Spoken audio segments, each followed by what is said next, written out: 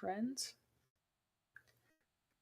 What's good in the proverbial hood? Please tell me if you can hear me, by the way. Um, why is this tilted weird? Oh, it was on the lotion bottle. I'm having a stream today, right now. I know it's late, but I need to have this stream because sorry, I'm kind of trying to sorry. I'm trying to have this stream because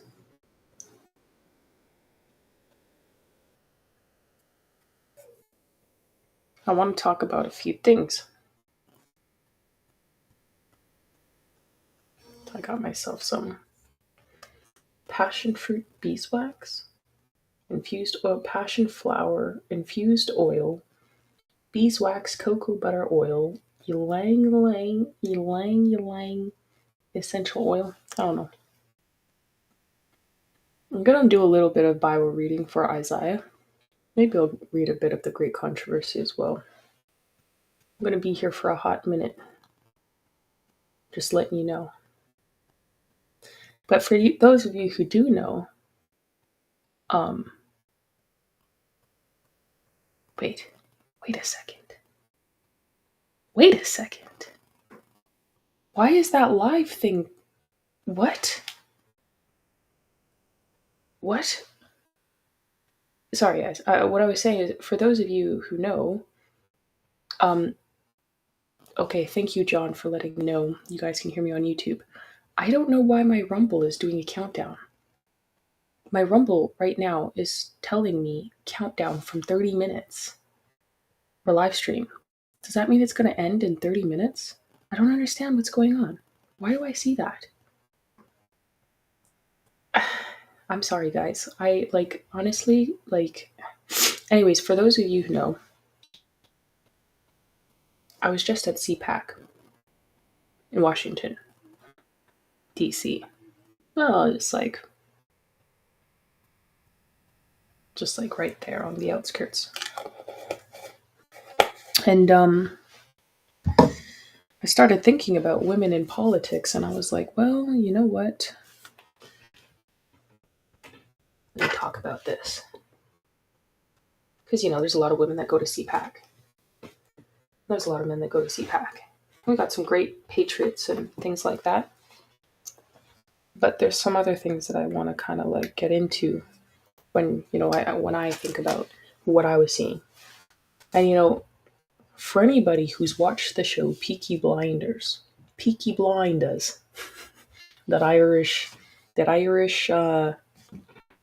show about Thomas Shelby and his family. They're pretty much a little mafia type thing, right? Little small Irish small town mafia, I guess you would say.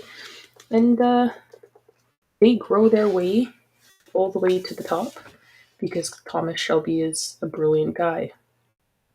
Very an architect, if you will. But also very systematic thinker, pragmatic, and very calculated and meticulous. He gets them pretty much all the way to the top where he gets into government. And some of the ways in which that was done, exceptionally brilliant guy, and again, pragmatic, just also task-oriented, does whatever needs to get done. And there were a lot of casualties of war, and a lot of women were those casualties. And he did not so much even as bat an eye thinking about doing it. Except in one circumstance, which later came to bite him in the behind. And so I want to talk a little bit about politics. If the Rumble stream ends, I'm telling you right now, guys, in advance. Guys, just be on the lookout for the stream because if it cuts, I promise you, I'm literally just going to I'm just going to start the stream back. So just be looking because I have no idea. Honestly, I'm just going to be honest. I'm sorry. I need to be better maybe. I don't know. Um and for anyone watching on YouTube, you're good to see you on. Good to see you too, my friend Marcus. Thank you for joining. Lucero, hello again, my friend. Um every time you say rapture soon, but I don't know what it means when you say this. I want to know how is it that I don't see on also on Restream it's showing 24 minutes. Am I limited in my time? I'm feeling stress. I don't know why. Like, you know what I mean? Like it just that stresses me out. Um oh, sorry again. Excuse me. Um the thing is, a lot of women go into politics and they get excuse me, sorry. I'm going to say this straight up and down from the jump of the conversation. I do not believe there's no way. There's no way. What is going on? What is going on? Why didn't it do that? That doesn't even make any sense.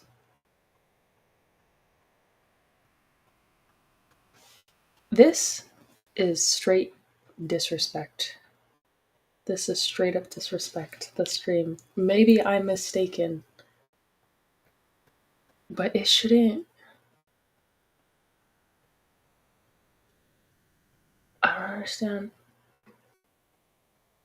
I don't understand why it's not working. But it says it's working. It says it's working, but I cannot see it.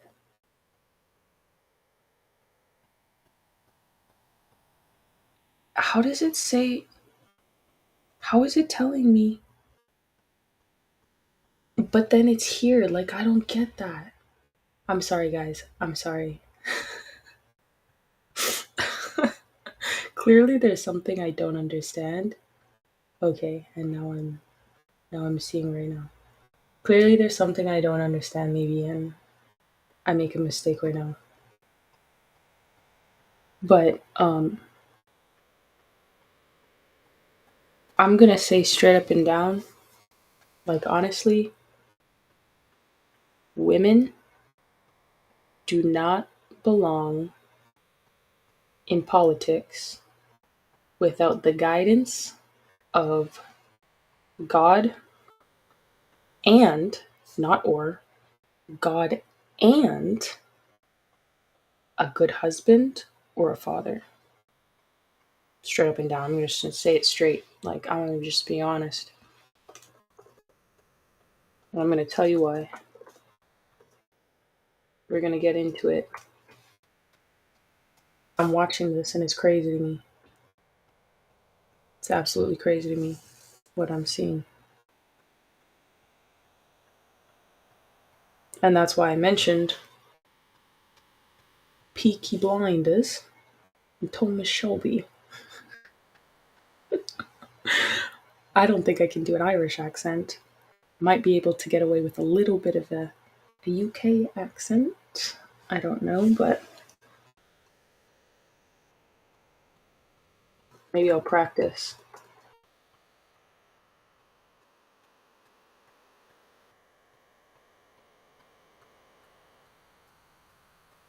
Sorry guys, my face is dry.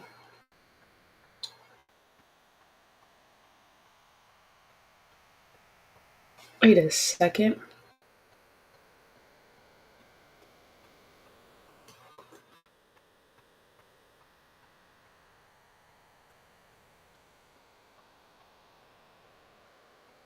Yeah, so this is crazy to me. So, wait, okay.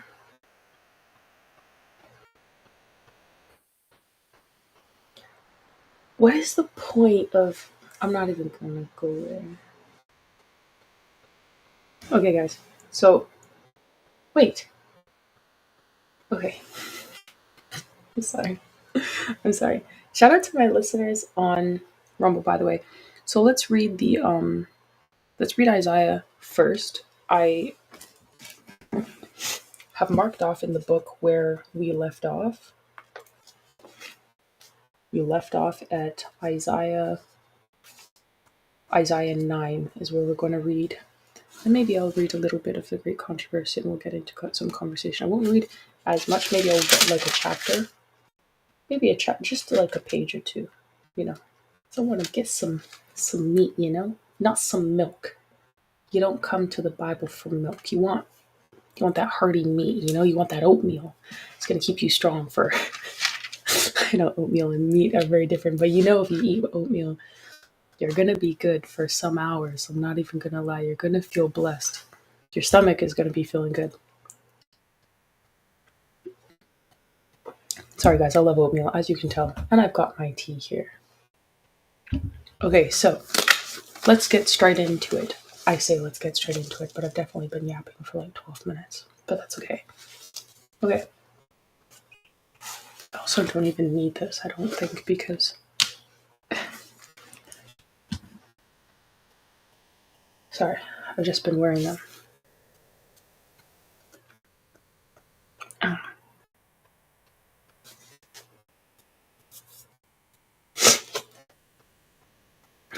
Okay.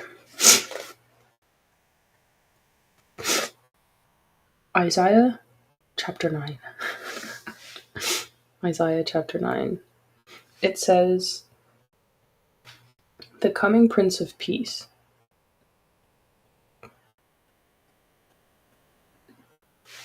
So, nevertheless, the dimness shall not be such as was in her vexation, when at the first he lightly afflicted the land of Zebulun and the land of Naphtali, and afterward did more grievous afflict her by the way of the sea, beyond Jordan, in Galilee of the nations.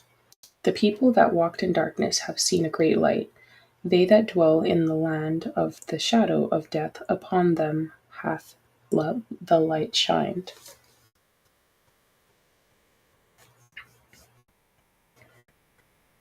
Hope for an end to the gloom.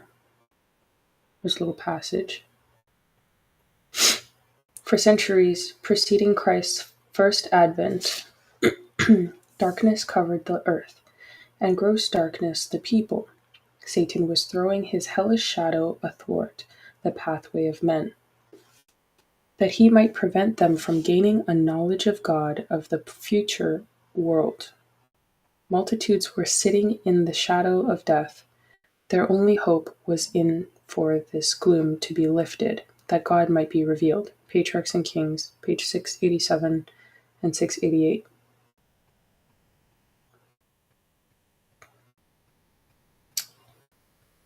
Verse 3. Thou hast multiplied the nation, and not increased the joy before thee according to the joy in harvest, and as men rejoice when they divide the spoil. For thou hast broken the yoke of his burden, and the staff of his shoulder, the rod of his oppressor, as in the day of Midian. For every battle of the warrior is with confused noise, and garments rolled in blood. But this shall be with burning and fuel of fire.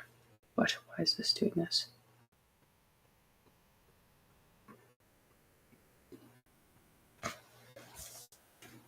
Sorry. For unto us a child is born, unto us a son is given, and the government shall be upon his shoulder, and his name shall be called Wonderful, Counselor, the Mighty God, the Everlasting Father, the Prince of Peace. There's a little passage. Heaven's beast and greatest. Heaven's best and greatest. In In the teacher sent from God, heaven gave to men its best and greatest. He who had stood in the councils of the Most High, who had dwelt in the innermost sanctuary of the Eternal, was the one chosen to reveal in person to humanity the knowledge of God. Education, page 73. Verse 7. Of the increase of his government and peace there shall be no end, upon the throne of David and upon his kingdom, to order it, and to establish it with judgment and with justice from henceforth, even forever.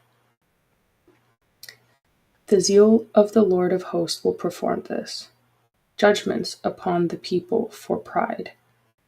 The Lord sent a word into Jacob, and it hath lighted upon Israel. And all the people shall know, even Ephraim, and the inhabitants of Samaria, that say in the pride of the stoutness of heart, the bricks are fallen down, but we will build with hewn stones. The sycamores are cut down, but we will change them into cedars.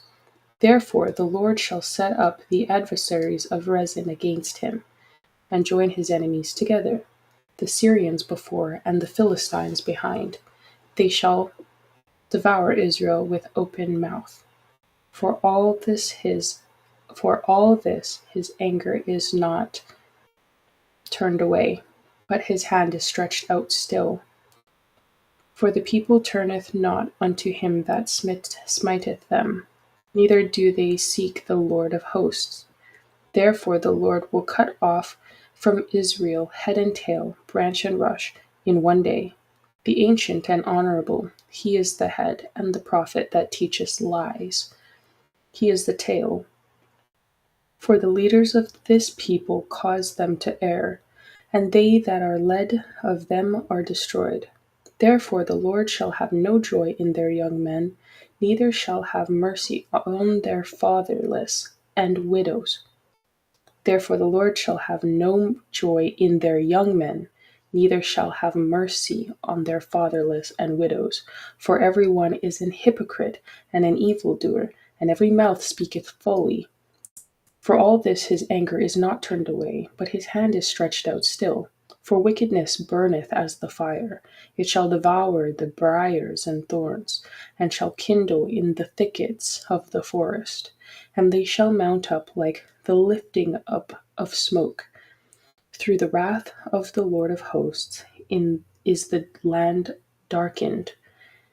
And the people shall be as the fuel of the fire, no man shall spare his brother. And he shall snatch on the right hand and be hungry, and he shall eat on the left hand, and they shall not be satisfied.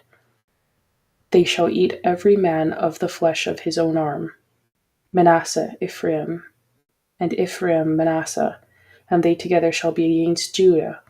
For all his anger is not turned away, but his hand is stretched out still.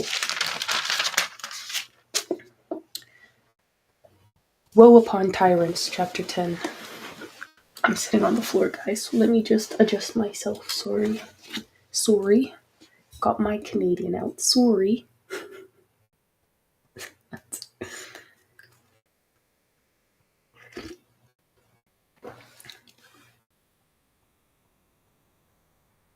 Why is my life doing that? It stresses me out, but I guess I'll figure out when the time goes down to zero what's going to happen. Okay. Woe unto tyrants. Woe unto them, we're in chapter 10, that decree unrighteous decrees, and that right grievousness which they have prescribed, to turn aside the needy from judgment, and to take away the right from the poor of my people, that widows may be their prey, and that they may rob the fatherless. Wow. And what will ye do in the day of visitation, and in the desolation which shall come from far?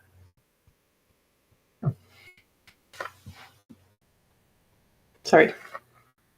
which shall come from far. Um, to whom will ye flee for help? And where will ye leave your glory?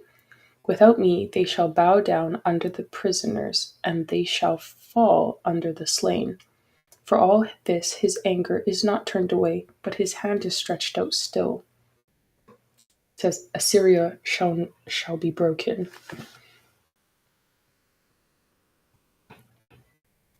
Sorry. O Assyrian, the rod of mine anger and the staff in their hand is mine indignation. I will send him against an hypocritical nation, and against the people of my wrath will I give him a charge, to take the spoil and to take the prey, and to tread them down like the mere of the streets. Howbeit he meaneth not so, neither doth his heart think so, but it is his heart to destroy and cut off nations, not a few. For he saith, but it is in his heart to destroy and cut off nations, not a few. For he saith, Are not my princes altogether kings?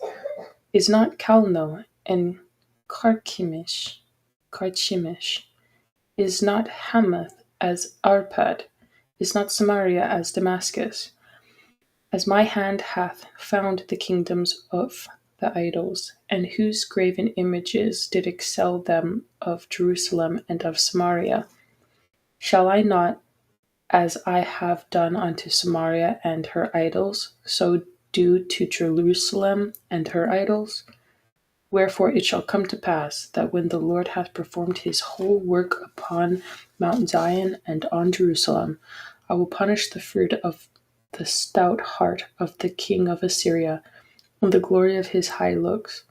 For he saith, By the strength of my hand I have done it, and by my wisdom, for I am prudent.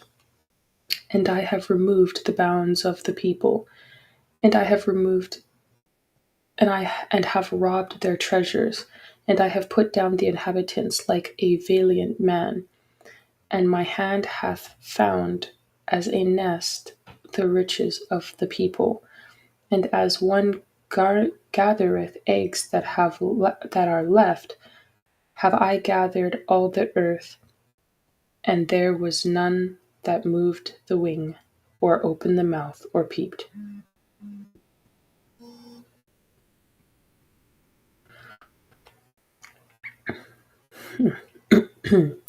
Shall the axe boast itself against him that heweth therewith?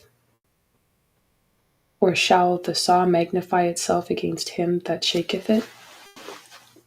As if the rod should shake itself against them that lift it up, or as if the staff should lift up itself, as if it were no wood. What's heweth? Let's Google it. Why not?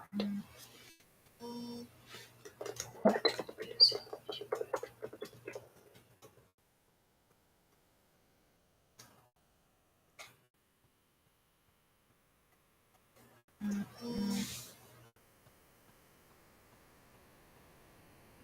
Heweth in the Bible refers to the act of cutting or shaping an axe, okay, or an instrument.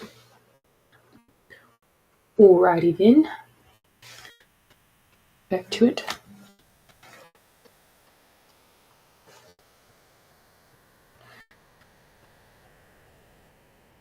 Verse 16. Therefore,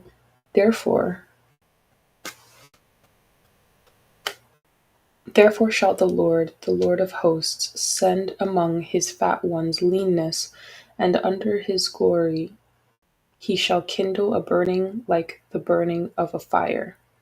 And the light of Israel shall be for a fire, and his Holy One for a flame, and it shall burn and devour his thorns and his briars in one day, and shall consume the glory of his forest and of his fruitful field, both soul and body, and they shall be as when a standard bearer fainteth. And the rest of the trees of the forest shall be few, that a child may write them. A remnant shall be saved.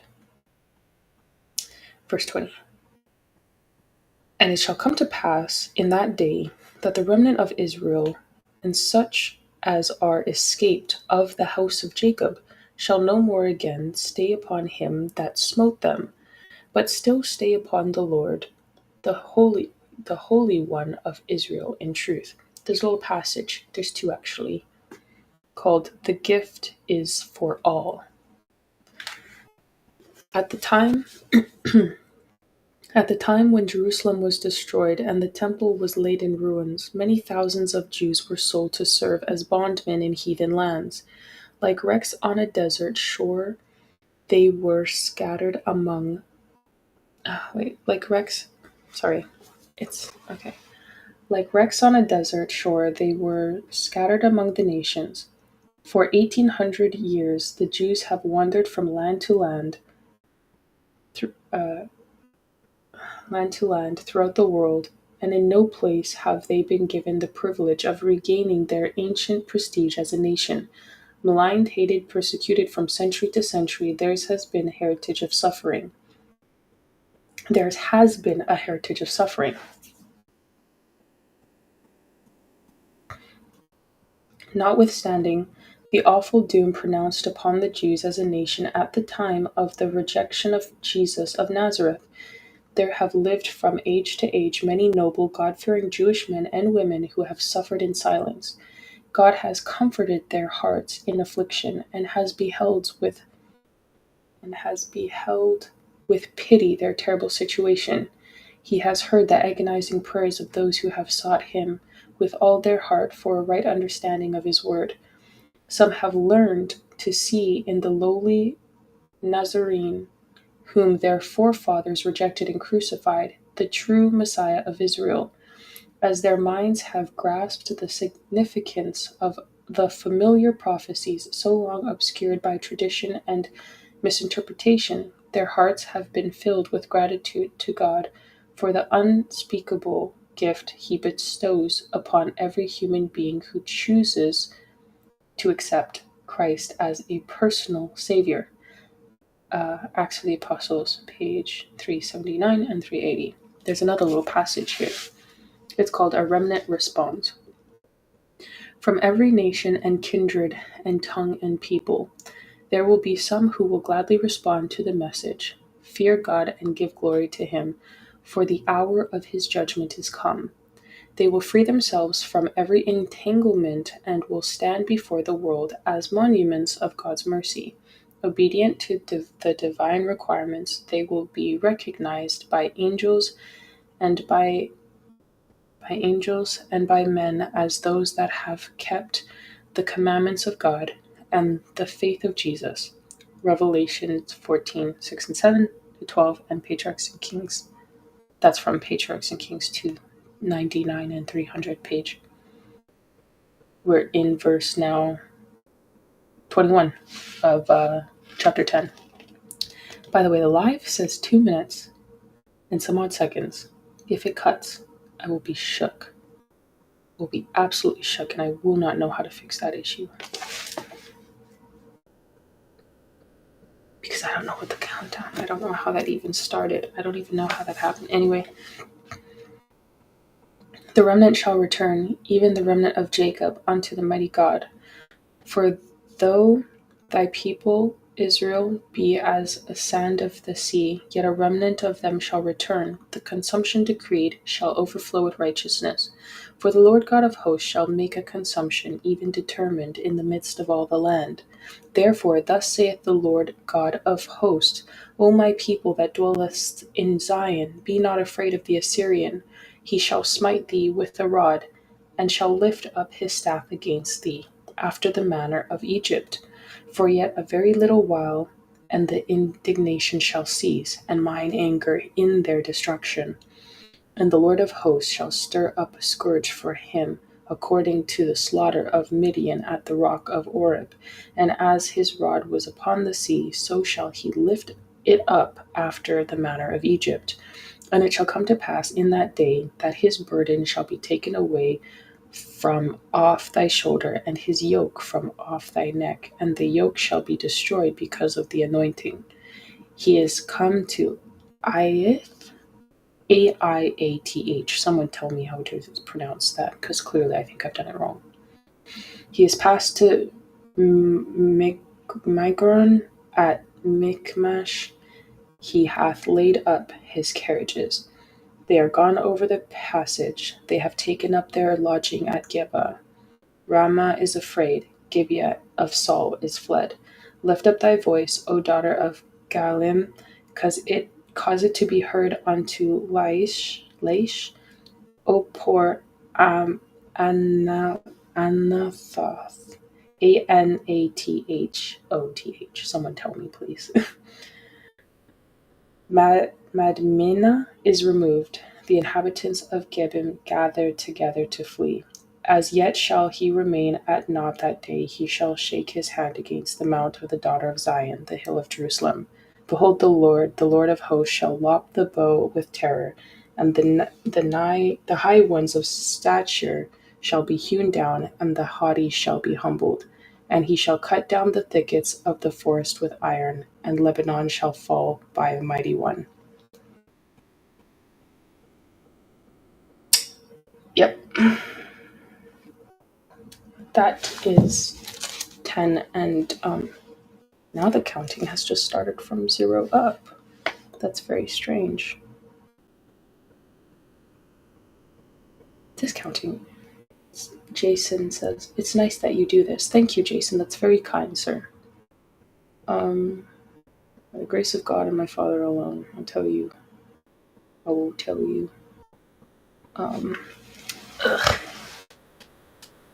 Sorry, guys. I'm in a very uncomfortable-ish position here, doing this stream like this. R.I.P. to me. It's okay. It's fine.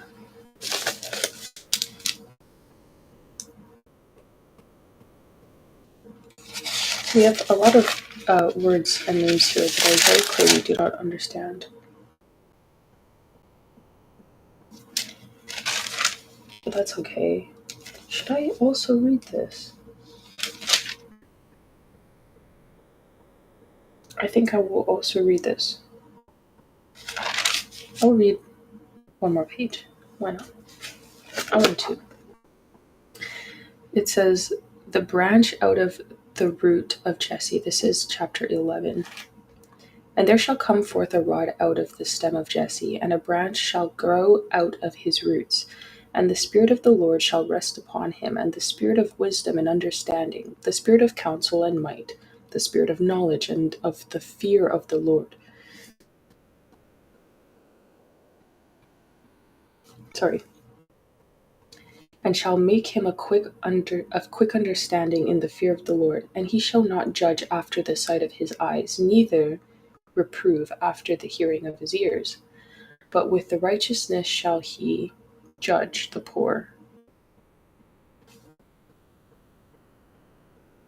But with righteousness shall he judge the poor, and reprove with equity for the meek of the earth. And he shall smite the earth with the rod of his mouth, and with the breath of his lips shall he slay the wicked.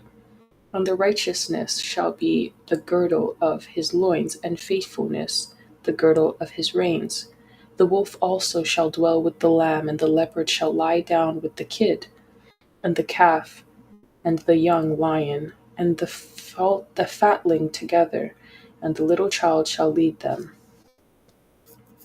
And the cow and the bear shall feed, their young ones shall lie down together, and the lion shall eat straw like the ox, and the sucking child shall play on the hole of the asp, and the weaned child shall put his hand on the cockatrice den.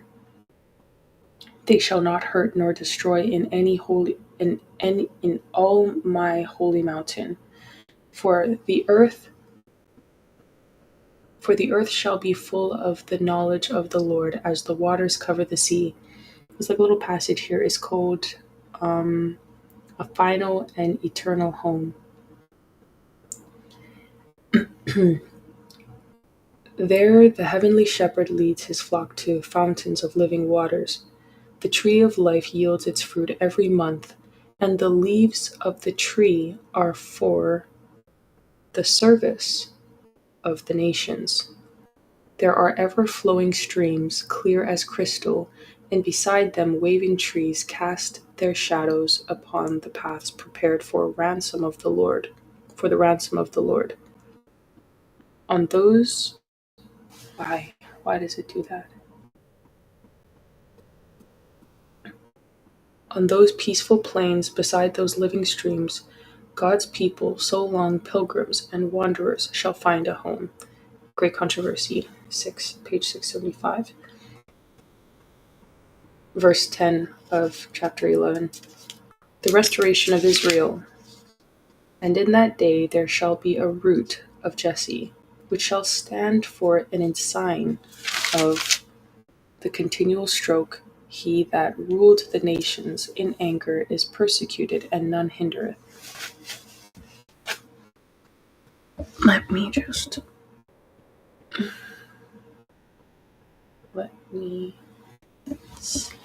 ever so slightly.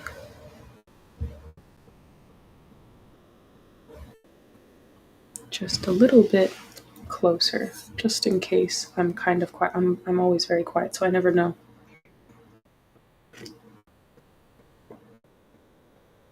What?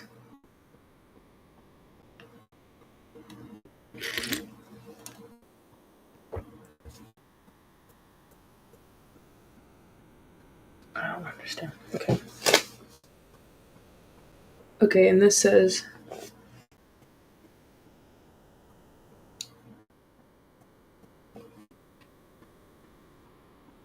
yea, the fir trees rejoice at thee, and the cedars.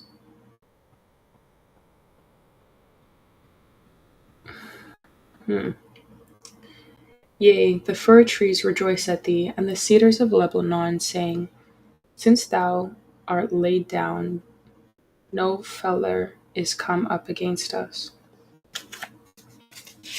Wrong. That's why it made no sense to me. I was like, this can't be the next sentence, because it was not. The restoration of Israel, back at verse 10. I flipped the wrong page. And in that day there shall be a root of Jesse, which shall stand for an ensign of the people. Of the people. To it shall the Gentiles seek, and his rest shall be glorious. I was like, that doesn't. I was like, this is not. Oh man, guys. And it shall come to pass in that day that the Lord shall set his hand again the second time to recover the remnant of his people, which shall be left from Assyria, and from Egypt, and from Pathros, and from Cush, and from Elam, and from Shinar, and from Hamath, and from the islands of the sea. And he shall set up an ensign for the nations, and shall assemble the outcasts of Israel, and gather together the dispersed of Judah from the four corners of the earth. The envy also of Ephraim shall depart, and the adversaries of Judah shall be cut off, and Ephraim shall not envy Judah, and Judah shall not vex Ephraim. But they shall fly upon the shoulders of the Philistines toward the west. They shall spoil them of the east together. They shall lay their hand upon Edom and Moab, and the children of Ammon shall obey them. And the Lord shall utterly destroy the tongue of the Egyptian sea, and with his mighty wind shall he shake his hand over the river, and shall smite it in the seven streams, and make men go over dryshod. And there shall be an highway for the remnant of his people, which shall be left from Assyria, like as it was to Israel in the day that he came up out of the land of Egypt. That is the end of chapter 11.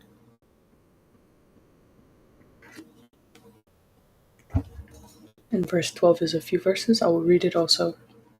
It's called A Hymn of Joyful Thanksgiving.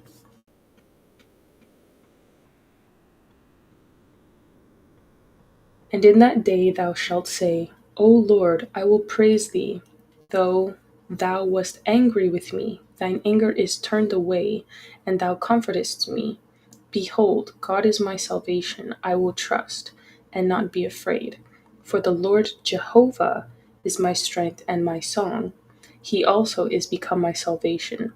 Therefore, with joy shall ye draw water out of the wells of salvation. And in that day shall ye say, Praise the Lord, call upon his name, declare his doings among the people, make mention that his name is exalted. Sing unto the Lord, for he hath done excellent things. This is known in all the earth. Cry out and shout, thou inhabitant of Zion, for great is the Holy One of Israel in the midst of thee. I think it's a song.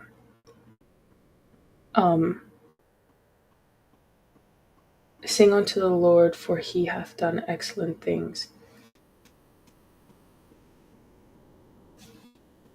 Is it the "Oh, give thanks unto the Lord, for he is good"? Yes, he is good, for he is worthy. Something. No, but that's something. That is a song. That is a. Anyways, I'm sorry. I read in the Bible sometimes, and I'm just like, so that's how you feel, hey? That's where that comes from, hey?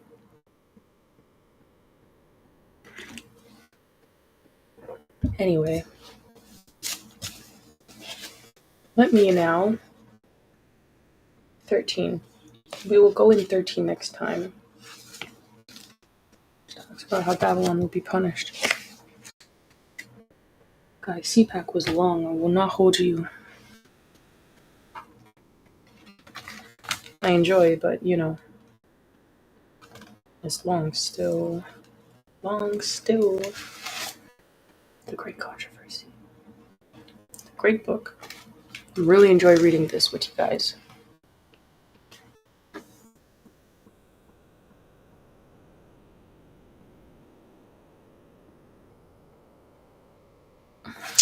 I will leave it. Okay. I will read this. We're on page 27. But maybe I will read a page or two. We're almost in the next chapter, actually. Oh, everything cracks in my body, and I'm only 27 years of age, guys. Fit, Julian. Nice voice, Kaysha. Thanks, Julian. I'm sick even, my friend. Like, I feel like I'm always sick, though. But thank you. Blessings. By the grace of God, I'm sure. No grace of my own, honestly. Okay, so this... And hello, by the way. Sir Julian. Page 27, The Great Controversy, by E.G.W. We're in second paragraph. Satan therefore laid his plans to war more successfully against the government of God by planting his banner in the Christian church. If the followers of Christ could be deceived and led to displease God, then their strength, fortitude, and firmness would fail, and they would fall an easy prey. Yes. The great adversary now endeavored to gain by artifice what he had failed to secure by force. Persecution ceased, and in its stead were substituted the dangerous allurements of temporal prosperity and worldly honor. Idolaters were led to receive a part of the Christian faith, while they rejected other essential truths. They professed to accept Jesus as the Son of God and to believe in his death and resurrection. But they had no conviction of sin and felt no need of repentance or of a change of heart. With some concessions on their part, they proposed that Christians should make concessions, that all might unite under the platform of belief in Christ. Now the church was in fearful peril. Prison, torture, fire, and sword were blessings in comparison with this. Some of the Christians stood firm, declaring that they could make no compromise. Others were in favor of yielding or modifying some features of their faith and uniting with those who had accepted a part of Christianity,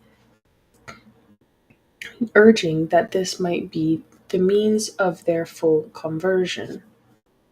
That was a time of deep anguish to the faithful follower of Christ. Under a cloak of pretended Christianity, Satan was insinuating himself into the church to corrupt their faith and turn their minds from the word of truth.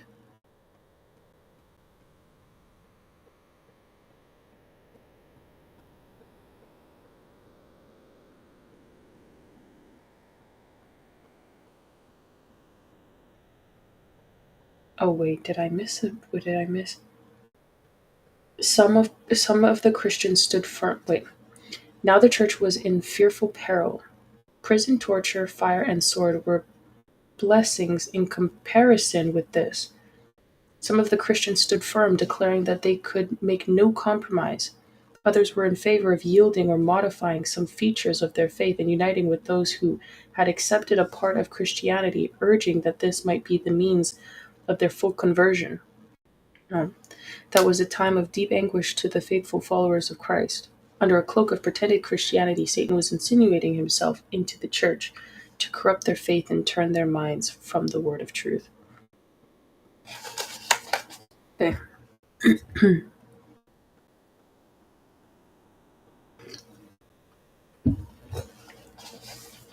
Now the church was in. Oh, sorry.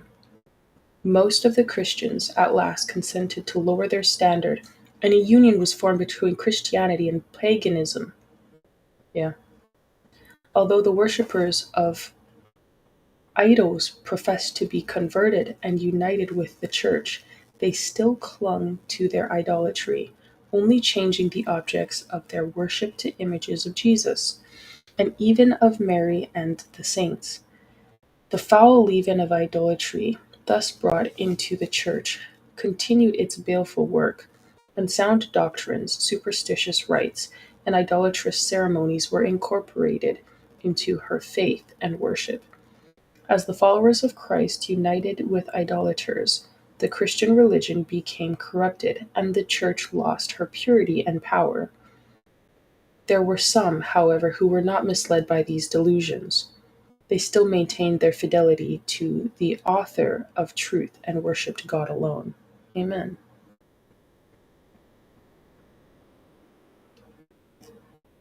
There have ever been two classes among those who profess to be followers of Christ.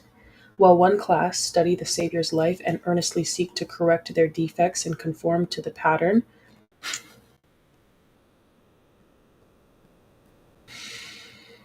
wow. The other class shun the plain, practical truths which expose their errors. Nice. Even in her best estate, the church was not composed wholly of the true, pure, and sincere. Of course not. Our Savior taught that those who willfully indulge in sin are not to be received into the church. Yes, those who willfully indulge in sin are not to be accepted into the church.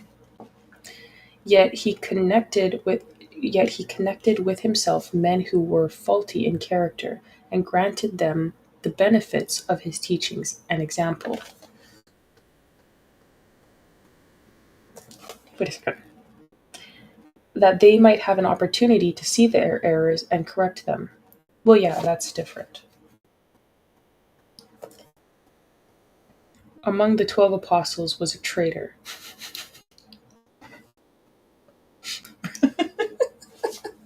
I'm sorry.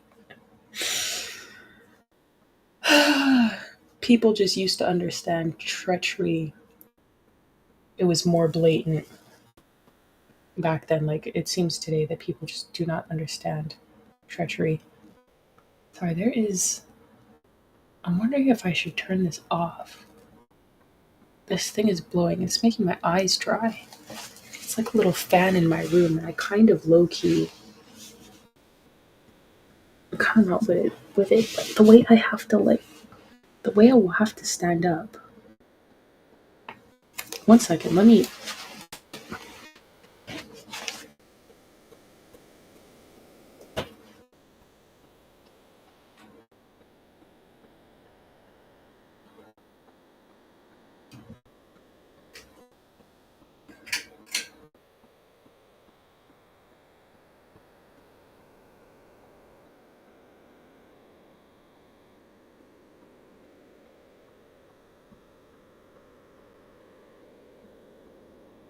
Is it stopping?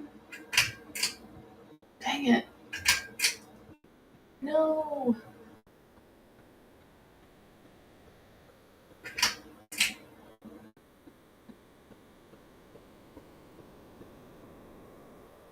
Please stop. What the heck?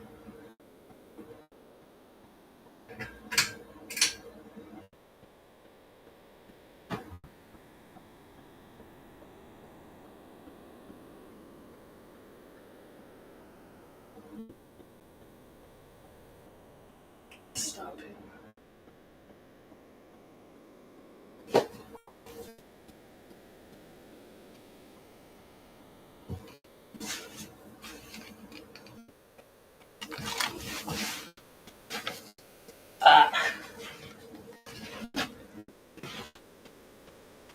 Sorry, I didn't have you guys, like,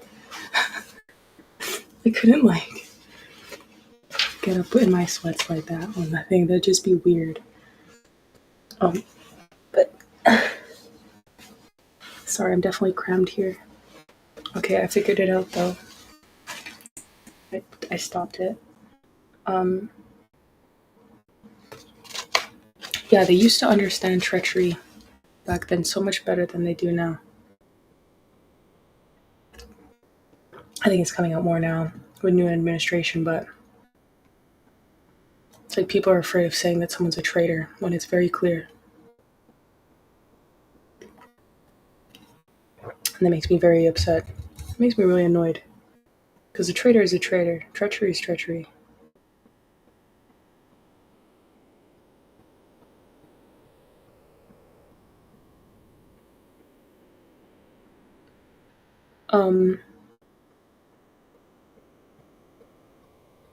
Okay. Cool beans. Sorry guys, 1 second.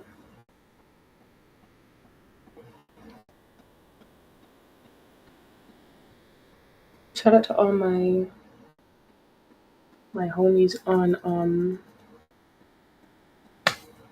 X. Okay, anyway. Please go and follow me or subscribe and listen on Rumble on Real Talk with Kaysha.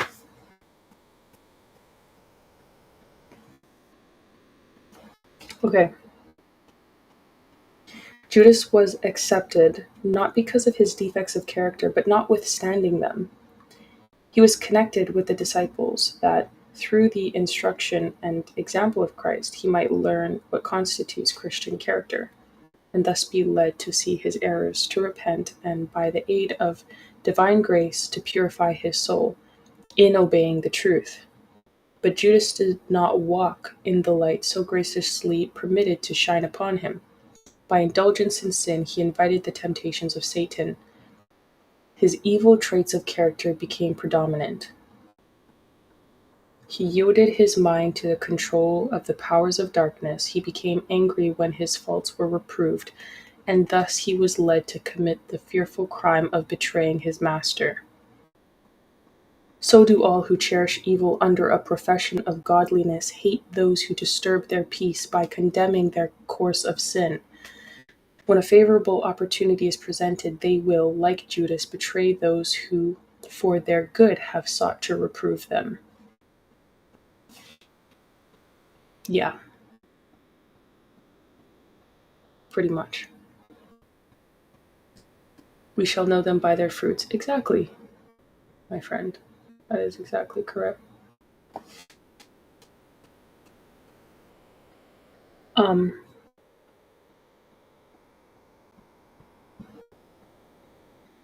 Yeah.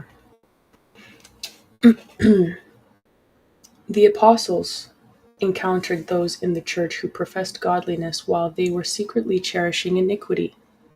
Ananias and Sapphira acted the part they were secretly cherishing. Ananias and Sapphira acted the part of deceivers, pretending to make an entire sacrifice for God when they were covetously withholding a portion for themselves. Yeah, that was wild. That was crazy. The Spirit of truth revealed to the apostles the real character of these pretenders, and the judgments of God rid the church of this foul blot upon its purity. This signal evidence of the discerning Spirit of Christ is the church in the church was a terror to hypocrites and evildoers. They could no longer remain in connection with those who were, in habit and disposition, constant representatives of Christ.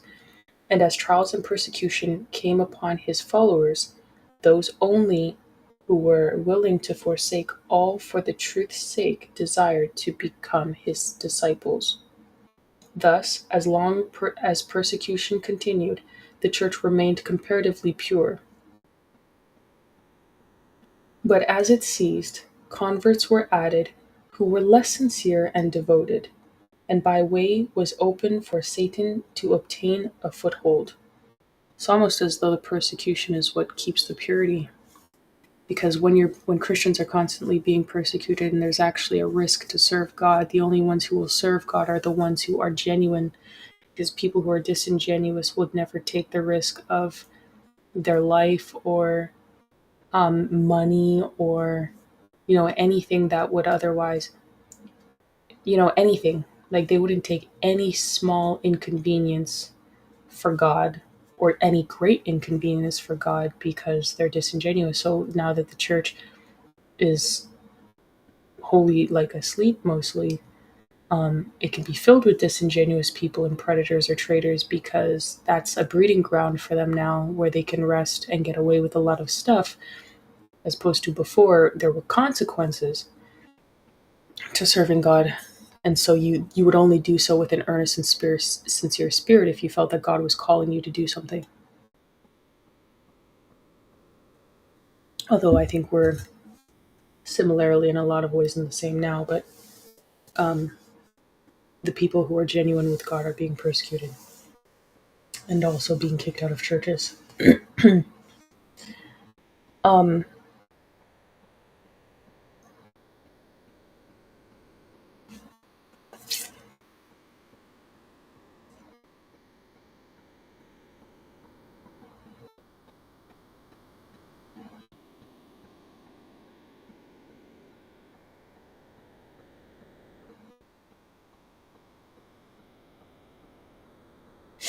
okay, but as its seed, at, thus, as long as persecution continued, the church remained comparatively pure. But as it ceased, converts were added who were less sincere and devoted, and the way was open for Satan to obtain a foothold. But there is no union between the Prince of Light and the Prince of Darkness, and there can be no union between their followers. When Christians consented to unite with those who were but half converted with paganism, they entered upon a path which led further and further from the truth. Satan exulted that he had succeeded in deceiving so large a number of the followers of Christ. He then brought to his power to bear more fully upon these. Followers of Christ. He then brought his power to bear more fully upon these, and inspired them to persecute those who remained true to God. None understood so well how to oppose the true Christian faith as did those who had once been its defenders. Yes, and these apostate Christians, uniting with their half-pagan companions, directed their warfare against the most essential features of the doctrines of Christ. It required a desperate struggle for those who would be faithful to stand firm against the deceptions and abominations which were disguised in sacerdotal garments and introduced into the church. The Bible was not accepted as the standard of faith. The doctrine of religious freedom was termed heresy, and its upholders were hated and proscribed. Yes, that's crazy. But yeah, I'm going to continue this part because I quite like to. I don't know why this time is weird. I don't know why. Like, I don't know why that time is so strange on there.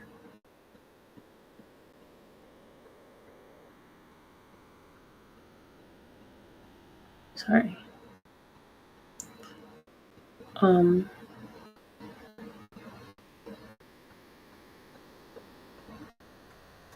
Sorry, there's also like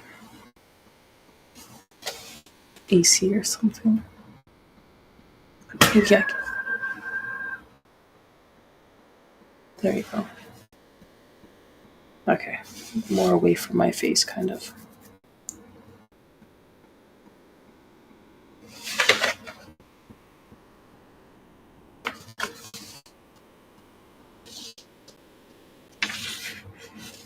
Okay, we'll see. After a long and severe conflict, the faithful few decided to dissolve all union with the apostate church if she still refused to free herself from falsehood and idolatry. They saw that separation was an absolute necessity if they would obey the word of God. They dared not tolerate errors fatal to their own souls and set an example which would imperil the faith of their children and children's children. To secure peace and unity, they were ready to make any concession consistent with fidelity to God. But they felt that even peace would be too dearly purchased at the sacrifice of principle. If unity could be secured only by the compromise of truth and righteousness, then let there be difference and even war.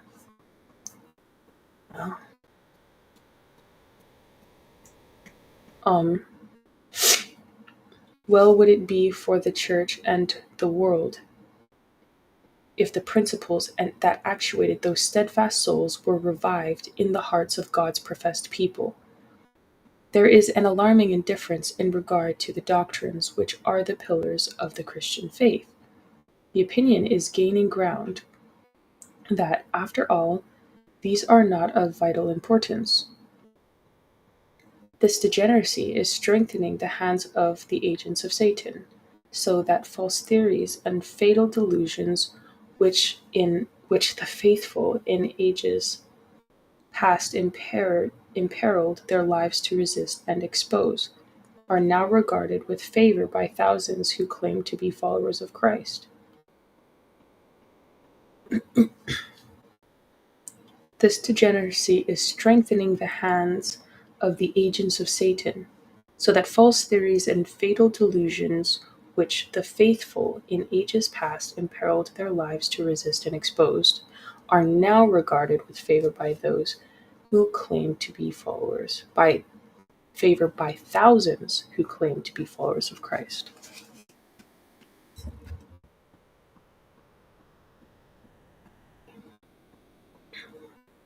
Hot.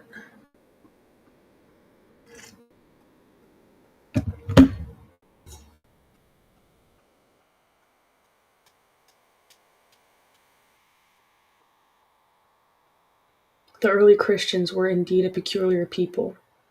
Their blameless deportment and unswerving faith were a continual reproof that disturbed the sinner's peace. It does, yeah. Though few in numbers, without wealth, position, and honorary titles, they were a terror to evildoers wherever their character and doctrines were known.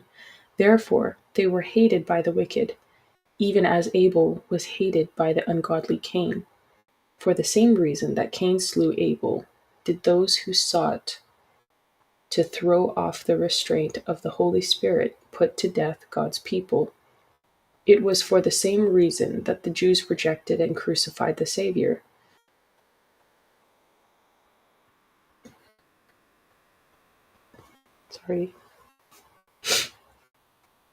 Because the purity and holiness of his character was a constant rebuke to their selfishness and corruption.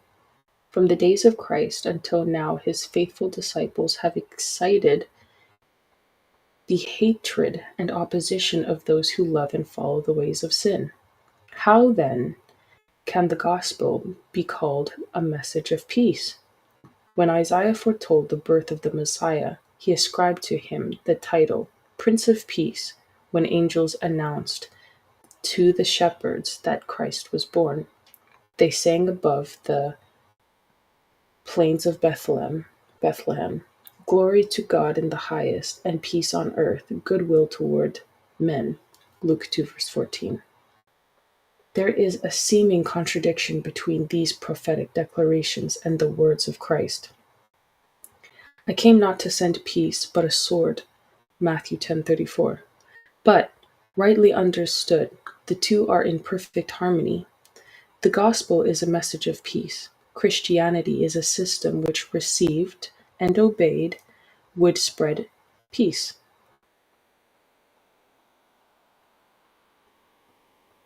Harmony and happiness throughout the earth. The religion of Christ will unite in close brotherhood all who accept its teachings. It was the mission of Jesus to reconcile men to God, and thus to one another. But the world at large are under the control of Satan, Christ's bitterest foe. The gospel presents to them principles of life which are with wholly at variance with their habits and desires, and they rise in rebellion against it. They hate the purity which reveals and condemns their sin, and they persecute and destroy those who would urge upon them its just and holy cause. It is in this sense because the exalted truths it brings occasion hatred and strife that the gospel is called a sword. I need to run that sentence back. It is in this sense because the exalted truths it brings occasion hatred and strife that the gospel is called a sword.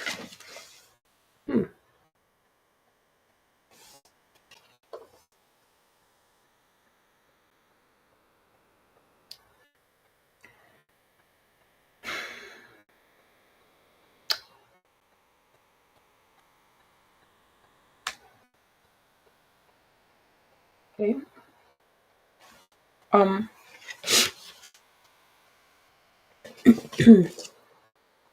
I'm almost done this, by the way.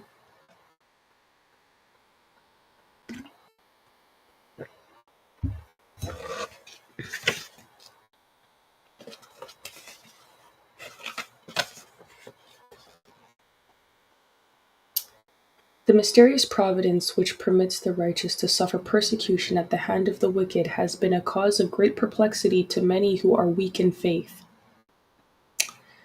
Some are even ready to cast away their confidence in God because he suffers the basest of men to prosper, while the best and purest are afflicted and tormented by their cruel power.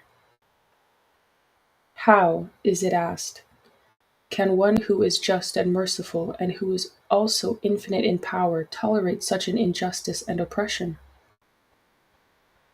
This is a question with which we have nothing to do. God has given us sufficient evidence of his love, and we are not to doubt his goodness because we cannot understand the workings of his providence. Said the Savior to his disciples, foreseeing the doubts that would press upon their souls in days of trial and darkness. Remember the word Remember the word that I said unto you, the servant is not greater than his Lord. If they have persecuted me, they will also persecute you. John 15, verse 20. Jesus suffered for us more than any of his followers can be made to suffer through the cruelty of wicked men. Those who are called to endure torture and martyrdom are but following in the steps of God's dear Son. Literally. The Lord is not slack concerning his province, his promise. 2 Peter chapter 3 verse 9. He does not forget or neglect his children, but he permits the wicked to reveal their true character, that none who desire to do his will may be deceived concerning them. Again, the righteous are placed in the furnace of affliction, that they themselves may be purified, that their example may convince others of the reality of faith and godliness, and also that their consistent course may condemn the ungodly and unbelieving. He said hardship and persecution is to be expected for us Christians. You're right, Fit Julian. Exactly. We're literally just following the life of Christ in being persecuted. It's just literally like, that's life.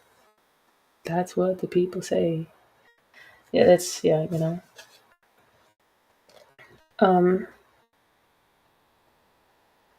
And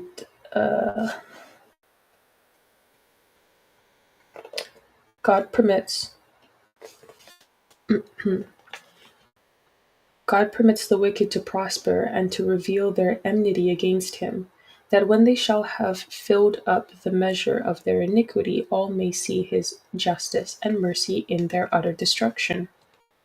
The day of his vengeance hastens, when all who have transgressed his law and oppressed his people will meet the just recompense of their deeds, when every act of cruelty or injustice towards God's faithful ones will be punished as though done to Christ himself. There is another and more important question that should engage the attention of the churches of today. The Apostle Paul declares that all that will live godly in Christ shall suffer persecution. 2 Timothy 3, verse 12. Why is it, then, that the persecution seems in a great degree to slumber? The only reason is that the Church has conformed to the world's standard and therefore awakens no opposition. The religion which is current in our day is not of the pure and holy character that marked the Christian faith in the days of Christ and his apostles. It is only because of the spirit of compromise with sin, because, am I reading it correctly? It is only because of the spirit of compromise with sin, because the great truths of the Word of God are so indifferently regarded, because there is so little vital godliness in the church, that Christianity is apparently so popular in the world.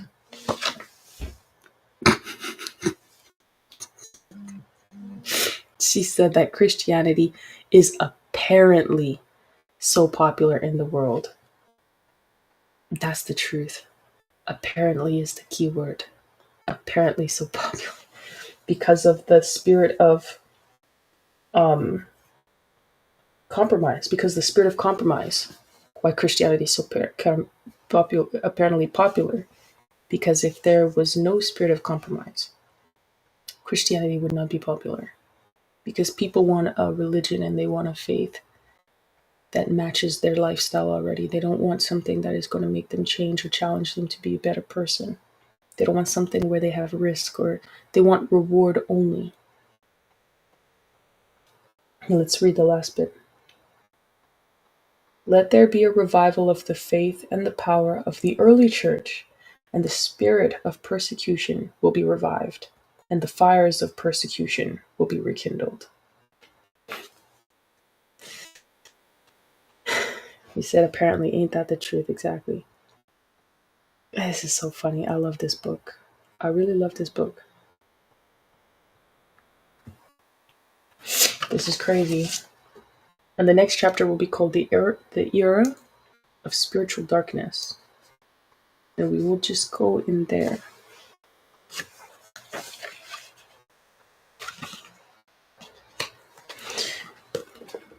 May the Lord bless the readings of his holy word.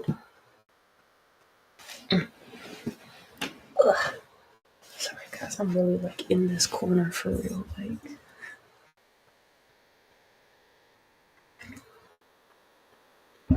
I'm shaking low key. Is it Great Controversy? Yes. Yes, Fit Julian. Great Controversy. Everybody knows this book. Everybody knows this book, but they need to understand this book. Because really, she's just spitting facts right now. Like, that's facts. That's everything we're living through right now. It's saying, like, it's saying. I'll pray to close, and then I will get into my. I lost my Vaseline. My Vaseline. You say, oh, check it out. That's what's up. That's what's up, man. Check it out, yeah.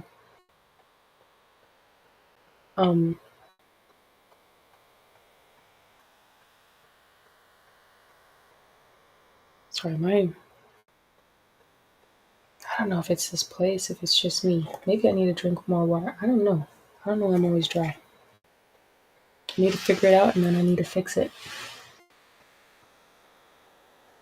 Because that's annoying, man. It seems like no matter what I put on my skin, it's just like dryness everywhere. I'm like, is there something not normal? Like, I just feel like something is not normal. Like, I don't, like, is it really my water intake? Like, I be drinking water like crazy. Not like crazy, that's a lie. Not like crazy. But, like, it seems like a lot to me because, I don't know. Most of the way I drink water, though, is like through tea. Anyways, I'm going on a tangent. I feel like I drink water enough that it's kind of weird. I feel like when I was a kid, I was never ashy like this. You know what I mean? Maybe I was just oblivious because I was always playing. I don't know. Anyways, let me pray to close, and then I'll get into talking about women in politics and why that's been rather interesting to me as of late. It was definitely interesting. Okay.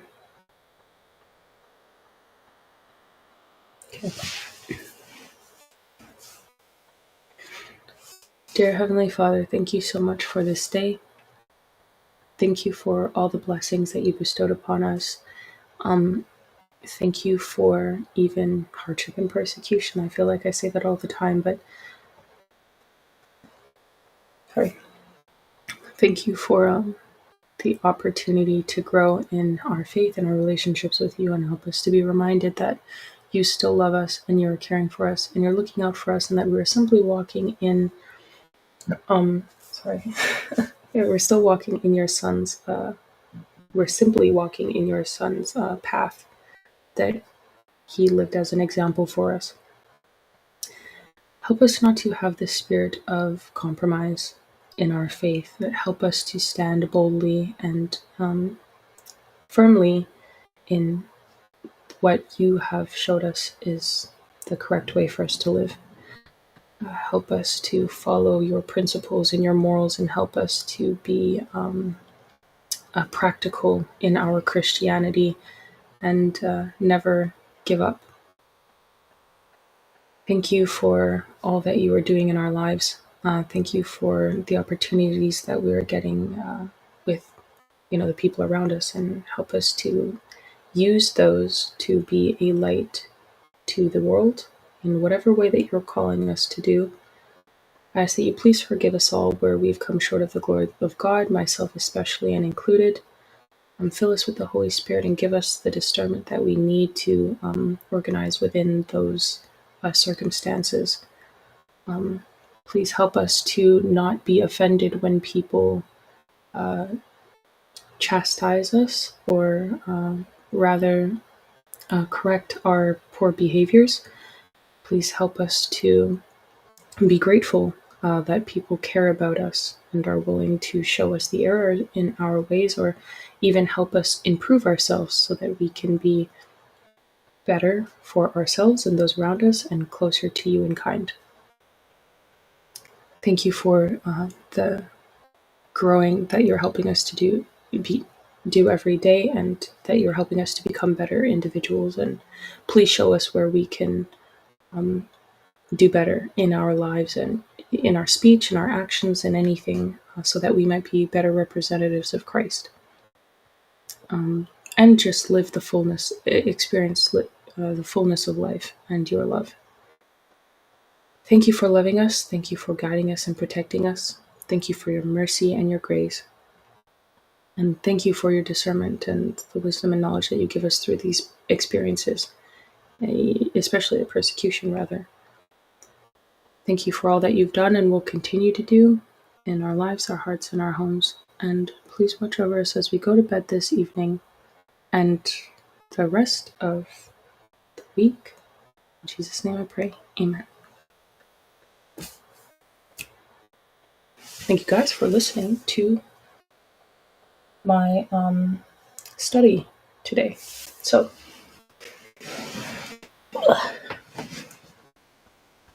guys, I feel so old. Everything cracks. I saw these two girls on Twitter and I screenshotted both of the posts because I wanted to post them like both, but not individually. And they are ripped. Like, they are fit. I was like, I might have to lift weights because, amen, thank you, Julia. Because, like, I like running and I like going outside for walks. But I was like,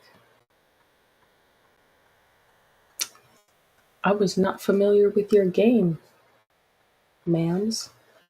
My bad. You got it. Good for you. That's what's up. Like, they just look, they're healthy and still doing push-ups. You know what, man? I cannot. I don't know. Like,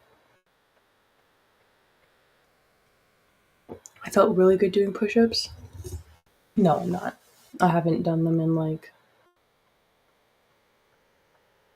when was the last time I did push-ups? I can't even remember. That's how bad it was. I need an exercise that I feel like I can do consistently. You know what? Maybe it's not even feeling. Maybe I need an exercise routine that I can do. But that's like, again, that's comfort. Like, that's why I run. That's why I like running or like going on walks. I hadn't actually ran in a while. I do like 10,000 push-ups, not 10,000 push-ups, like 10,000 like steps a day for class. Like, for class I had to do like, they gave a Fitbit and you have to do 10,000 steps every day. But I need something that's like practical that I'm gonna do like all the time. And probably push-ups are the easier thing that you can do consistently. Maybe I'm just being lazy right now, and maybe I should just start doing push-ups again. It's not too difficult either. Once you get in the hang of it, honestly, once you get the hang of doing push-ups, it's very easy. I got to the point where I was doing 500 push-ups a day a couple months ago. And it was just like I'm serious. Ask my dad. He'll tell you. Someone asked me to drop a video, but no. My dad says like doing videos of like workouts like that I don't need to do. So I'm just gonna trust his judgment on that. Yeah, honestly, what I did, because a girl that I follow on X, she was talking about doing push-ups or something, and then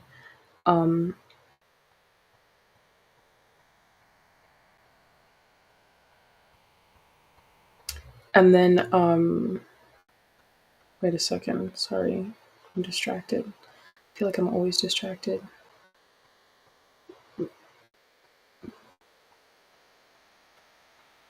What?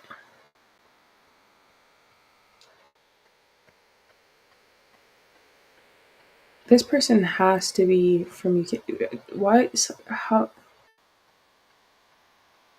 Someone.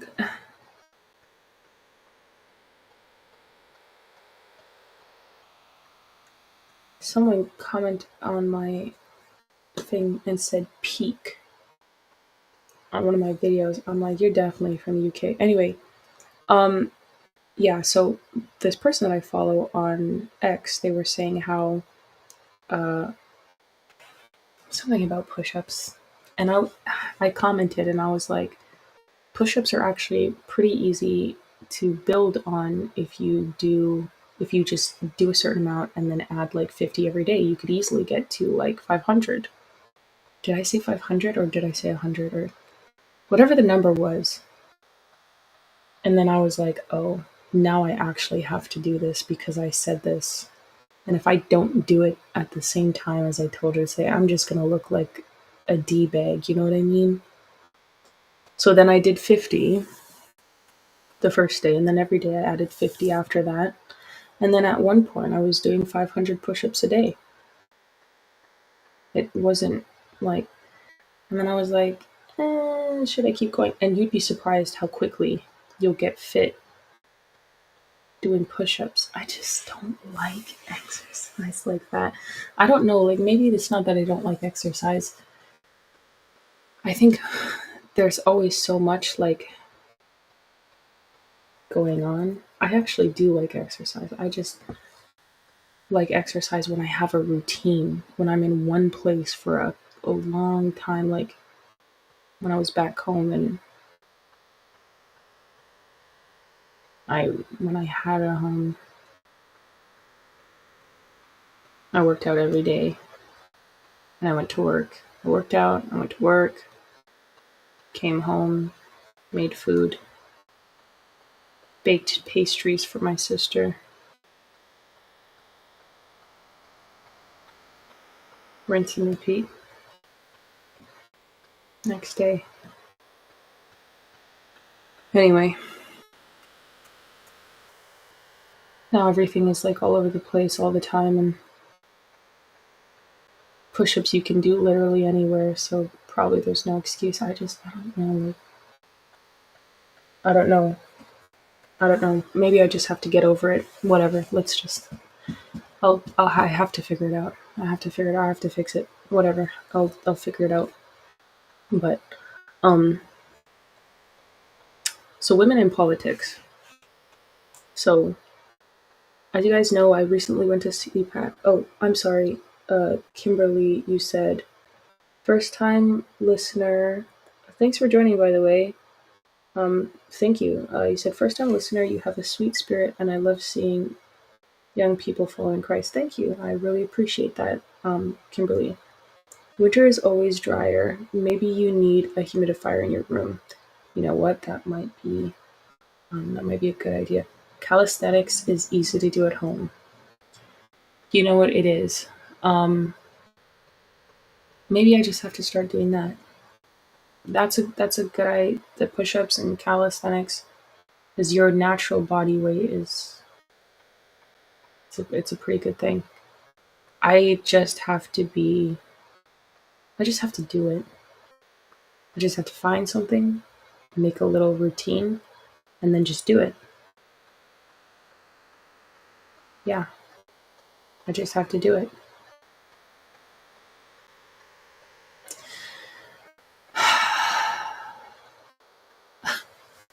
Not me like I hate when I hate when I'm thinking about something and then I'm like the solution is literally just do it.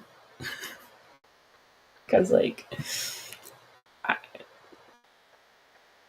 I'm going to find a routine that I can do literally anywhere and just do it. And I'll probably feel a lot better. Yeah, I definitely will feel a lot better that when I do that cuz I'll get stronger. But anyway,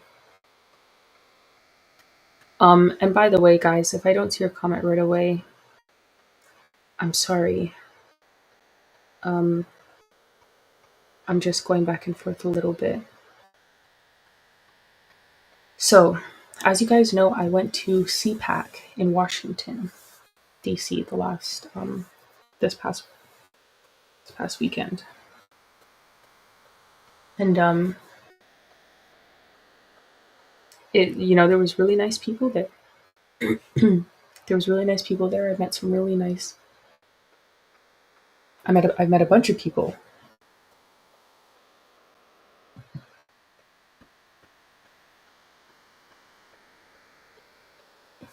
Sorry, guys. Um, I finally I finally got to meet Mike Lindell. That was awesome. If anyone wants to check out my other podcast that I host with my dad, it's called the Karis Project, and we're on Lindell TV, so you can check us out there. We're also on America Happens Network. I saw them. I like them too. Ivan Raiklin, I got to see them. Awesome people, all of them. Lindell too. So awesome, that guy. Um, I got to I got to meet Javier Milei, the president of Argentina. Cool guy. So funny. His his pictures like every time. Um uh the PBD podcast guys, they were pretty nice. Patrick Bet David and Mr. Sosnick, I think his name is Adam. I'm sorry. Um and just the people, the other media people, independent medias who showed up. I finally got to meet a Native Patriot, um, who's another Native person in the, I guess you could say, freedom movement, and that was pretty cool. And I got to meet Eddie and the rest of his cast there, and some other people that we did podcasts with. Actually, I was surprised because people recognized me too at CPAC, which was very strange to me because I didn't expect anybody to recognize me, because I'm a small account. I think I'm a very small account, but um, people came up to me and asked to take pictures with me, and I was like, "You know me? That's interesting." They're like, "Yeah, I follow you," and I was like, "What?" I was like, "Okay, sure." The people were nice, but I've gone to events. Um, I've gone to events a lot. Um, well, not a lot. A lot for me because I don't really go anywhere. Um, but consistently, I've gone to events where necessary in different places, and I noticed the same thing consistently across the board. And like I said earlier, when I was attributing this to Peaky, the Peaky Blinders, by order of the Peaky Blinders.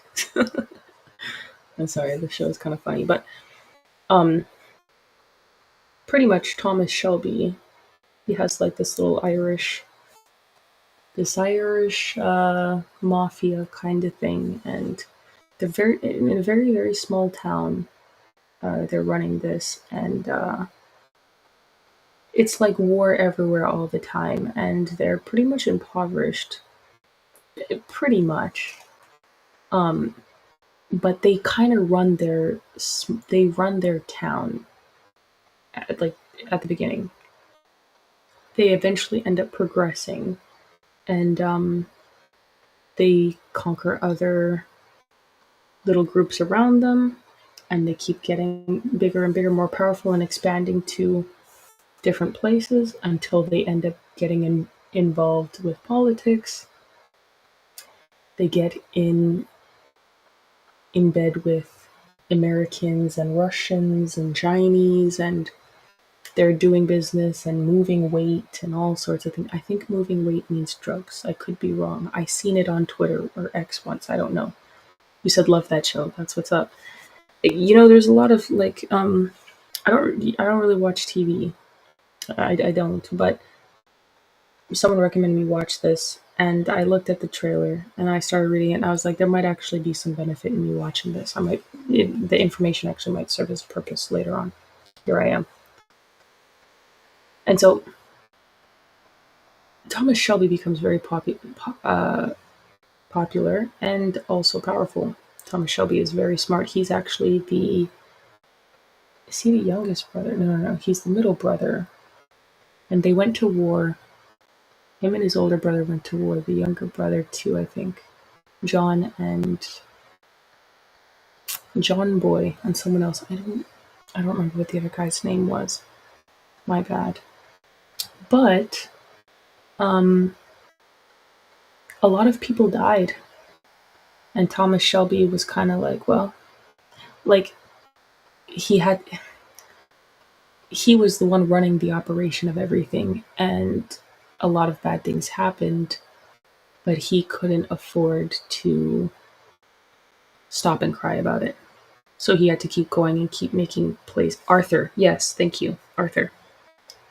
But Thomas had to keep making decisions of what to do that was going to help everybody overall across the board, regardless of how he felt in that moment. And I think that's very typical of how men think, except he did it at a higher capacity than most, literally anybody around him. And he couldn't trust anyone with information because nobody had solutions. Everyone was coming to him for solutions all the time.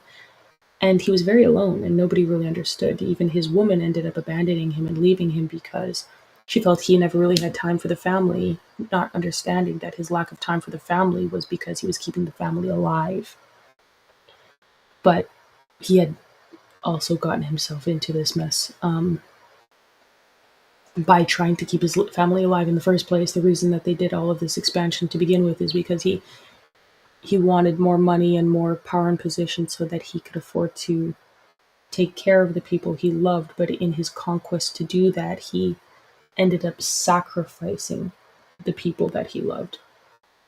A lot of people died. His daughter died. His brother died. His youngest brother. His wife died. His first wife died. She was a traitor anyways. But regardless, the point is there were women along the way that were casualties of war and that he would sleep with. His wife actually was an initial casualty. Because he was using her for information, and he knew that she was a liar. And to what depth he kept her close for, purpose of, whatever understanding. Who knows? But he told her he knew she was a liar. So even then, and he ended up loving that woman, and they ended up getting married, but he, got her pregnant, so who knows if that was also part of the reason, but which is also interesting. She was literally a government plant from the IRA. The IRA. Anyways, it's just funny, that little song that they sing. She was a plant from the IRA, and he ended up finding out that she was a liar and a plant. He got her pregnant later, though, and married her. So that's interesting, that he ended up being ensnared by this plant and then having to keep her around because the kid, but maybe he also loved her by that point. Doesn't matter. It kind of flipped on him, but then she died later on, and it actually very much traumatized him. But then he ended up being with the girl. He ended up marrying the town prostitute. Well, she used to be, but when he got money, because he would always go to her for service, he gave her a job and got her out of it, got her cleaned up, and she was loyal to him. Out of everybody, she was always loyal to him, and he would always go to her and tell her his kind of problems, while also. And then he ended up marrying her. He loved her or whatever. That's fine. And she's the one who had a kid with him, but their daughter died. And, well, eventually she left him, and his own son from the first marriage went to live with the stepmom because he was like, she's not my real mom, but she's more mother to me than you are a father. And I was like, ooh. So his own son abandoned him. Yeah, wild. And he had another son come that he knew of, that he had just left to be raised alone by the gypsy, because his mom's I mean, Thomas is also a gypsy. They speak Romany many times in the show, but he left that young guy, and he told his older son that he knew that he's the villain and the younger one's the good boy. Like, he's like, I know the darkness, and I can see it in you. His older son was a thief, but so his quest for for greatness and getting security, financial security and power and all these other things for his family caused him to create many casualties of war. And that's all it was in his mind. It was just another task that needed to be completed to get the results that he wanted. Now, being task oriented is a very good thing. Being task oriented is it's a very it's a very efficient way to operate. Um, a lot of really smart people are task oriented. However, if you are someone who doesn't serve God, that pragmaticism uh, and task orientation can be easily justified to do very wrong things. So that's what he was doing. And the women in politics were consistently used to try to kill him. And even this Russian woman was trying to use a sexual relationship with Thomas to groom him into really, really sick and twisted things. And then another woman was trying to, like, get him to sleep with her, and she was married to the other man that he was doing business with, and he was trying to get Thomas also to do it, and he was telling him he was going to, like, bend him over in politics and his family and all these sorts of things if he didn't do it. The guy used to sleep with his ex-wife. If, yes, you're right, Julian, they were honeypots. The guy he's doing business with, who wanted him to sleep with his wife, used to sleep with Thomas's wife when she was a prostitute, and was trying to threaten to Thomas that he was going to sleep with his wife, and Thomas was like, no, no, no, no. See, this is where I draw the line. This is where I draw the line. And it's funny because Thomas's first wife, he offered up to another man to prostitute her when he had just first met her. He made her an instant casualty. He was like, whatever. But then he came in and changed his mind last minute. With his wife, who was a genuine prostitute, when someone tried this with him, he was like, absolutely not. So that's very interesting. Thomas had, I guess, more of a heart for the second wife. He defended her a lot more fervently. So anyway, what I notice with women in politics is that a lot of times to get ahead, they become deviant or degenerate because women do not create circumstances, they react to them in real time. And so a lot of the things, they have a hard time trying to create the environment to see the outcomes or objectives that they desire. And they start throwing darts in the dark, so to speak. Oh, be careful the way I say that, because obviously I'm not attacking anybody in particular. I'm just saying a pattern of, things that I see. Just a matter of it is what it is. Like nothing more than that. But women will, and I won't just say women, because obviously the men. The reason why I said it earlier, women do not belong in politics without the guidance of God and, not or, God and a father or husband, is because it's like a Shark Tank whenever you go in to things with politics. There's a lot more men, of course, um, and they're like straight up men are going to try to sleep with you. Men are going to try to sleep with you. They're going to try and put you in compromising positions and make you casualties of war. Because when men are walking into these situations, it is war. It is war. And you can easily become a casualty if you make the wrong step or the wrong judgment. And you can get yourself in a very compromising position. And it's easy. So if you have a husband with you and you're involved in politics, he's going to come everywhere with you. And no one is going to talk to you sideways. No one is going to talk to you sideways. No one is going to do anything weird to you. And by the way, I'm not saying that, I'm not saying like, I'm not saying like someone is like attacking me or anything. That's not what I'm saying. Um, I'm just giving a general statement of what does happen in politics. And and of course, there's also parties that people complain about the way that parties are the exact same um, as as even some on the left side, and people are kind of ashamed of that.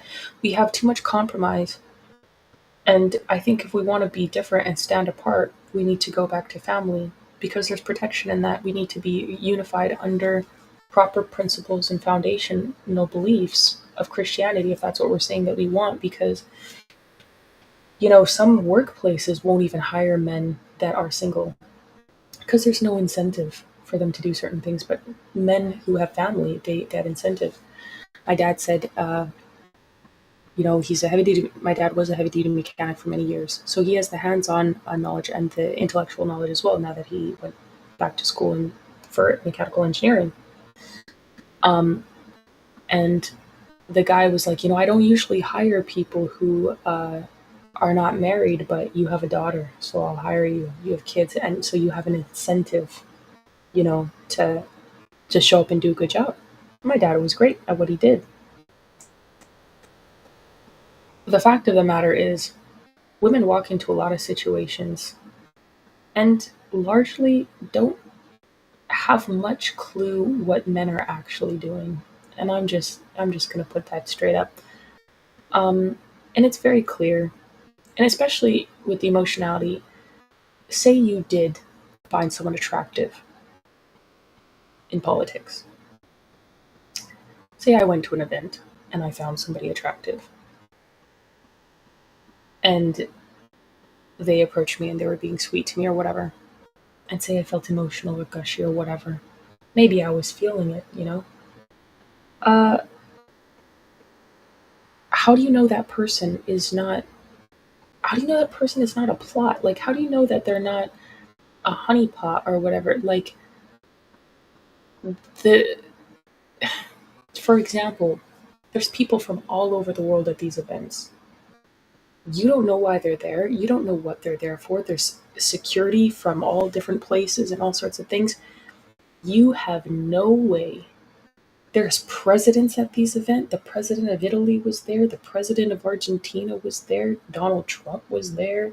Elon was at the event a couple days, like the first day. I missed that day because I flew in and there was so much rearrangement with the flight. I don't know, it was weird, but so there's so many different people that come, and you could be approached by anybody, and you don't know what the intention is. And if you don't have a man there with you, or if you don't have a man that's guiding you in your steps, you're not going to be focused. I see people that go to, and not this event in particular, but I see people that go to events and they're very easily distracted by personal affection. And even if a man is distracted by a personal affection, I don't look at it the same way. I think of it like Thomas Shelby, where he's like, I'm going to sleep with this Russian girl so I can get more information on who I need to take out. And that's That's all I see. So true. Thank you, Julian. I think, okay, I'm making sense. Somebody understands me. Thomas Thomas Shelby was like, okay, this Russian lady is psychotic, but I'm gonna sleep with her so that I can get in more information and I can bend over the whole group of Russians because they think they're gonna send a woman to take me out, but I'm gonna show them. Thomas Shelby let people disrespect him in his face in front of his people. Where this guy he threw this coin at him or something and told him pick it up, and his brothers were looking at him like, bro, what? And he was like, and then he picked it up and he just looked at the guy. He ended up shooting that guy in the head later. Very pragmatic guy, very calculated. Just because someone allows something to slide in the moment doesn't mean that you won, because for men, silence is not consent, and that's something that women don't really understand. Because it's not, they feel like you need to address things in that moment right there, and that for men, that's not always the way, and that's what's really scary, because you're not going to know until you know, like, and especially with women. Like for men, when men are doing things, you're not going to know until you know.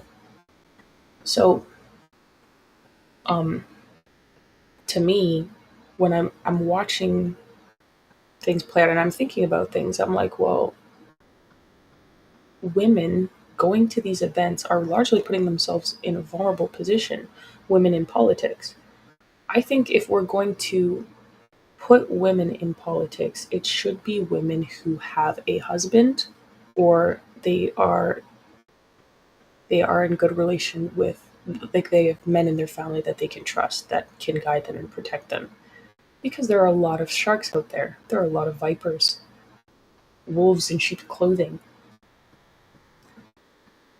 And like I said, I meet great people at these events. Like, don't get me wrong, that's not even the case. I'm just identifying the potential. And then on top of it, um, the way that people dress is, not conservative. I just being honest, like the way people dress are not, it's not conservative. And that makes it easier for someone to come along with a wrong idea and try to do something wrong. And it doesn't matter what it is that's wrong. It's just like the way that someone is going to respect you is going to be entirely different if you have a man standing next to me. Some of the things that I heard people say to me, to my face, they would have never said to me, to my face, if my father was standing just right there. Never. Never.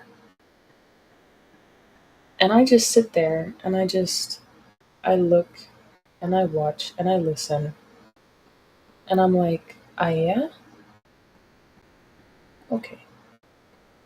And then I go about my business because I know exactly what's going on. Not because I understand men, but because I understand my father.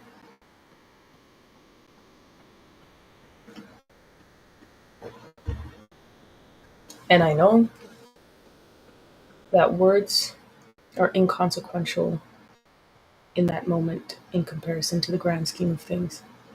So I keep my peace. But this is the point. And I'm not even doing what a lot of, people do. And people still can be disrespectful and they can still try things and they can still, people will pick at what they can. And then on top of it, imagine if you have someone in the position where, say, there's a Thomas Shelby and he wants to sleep with a Russian girl, or the girl who was sent by the IRA.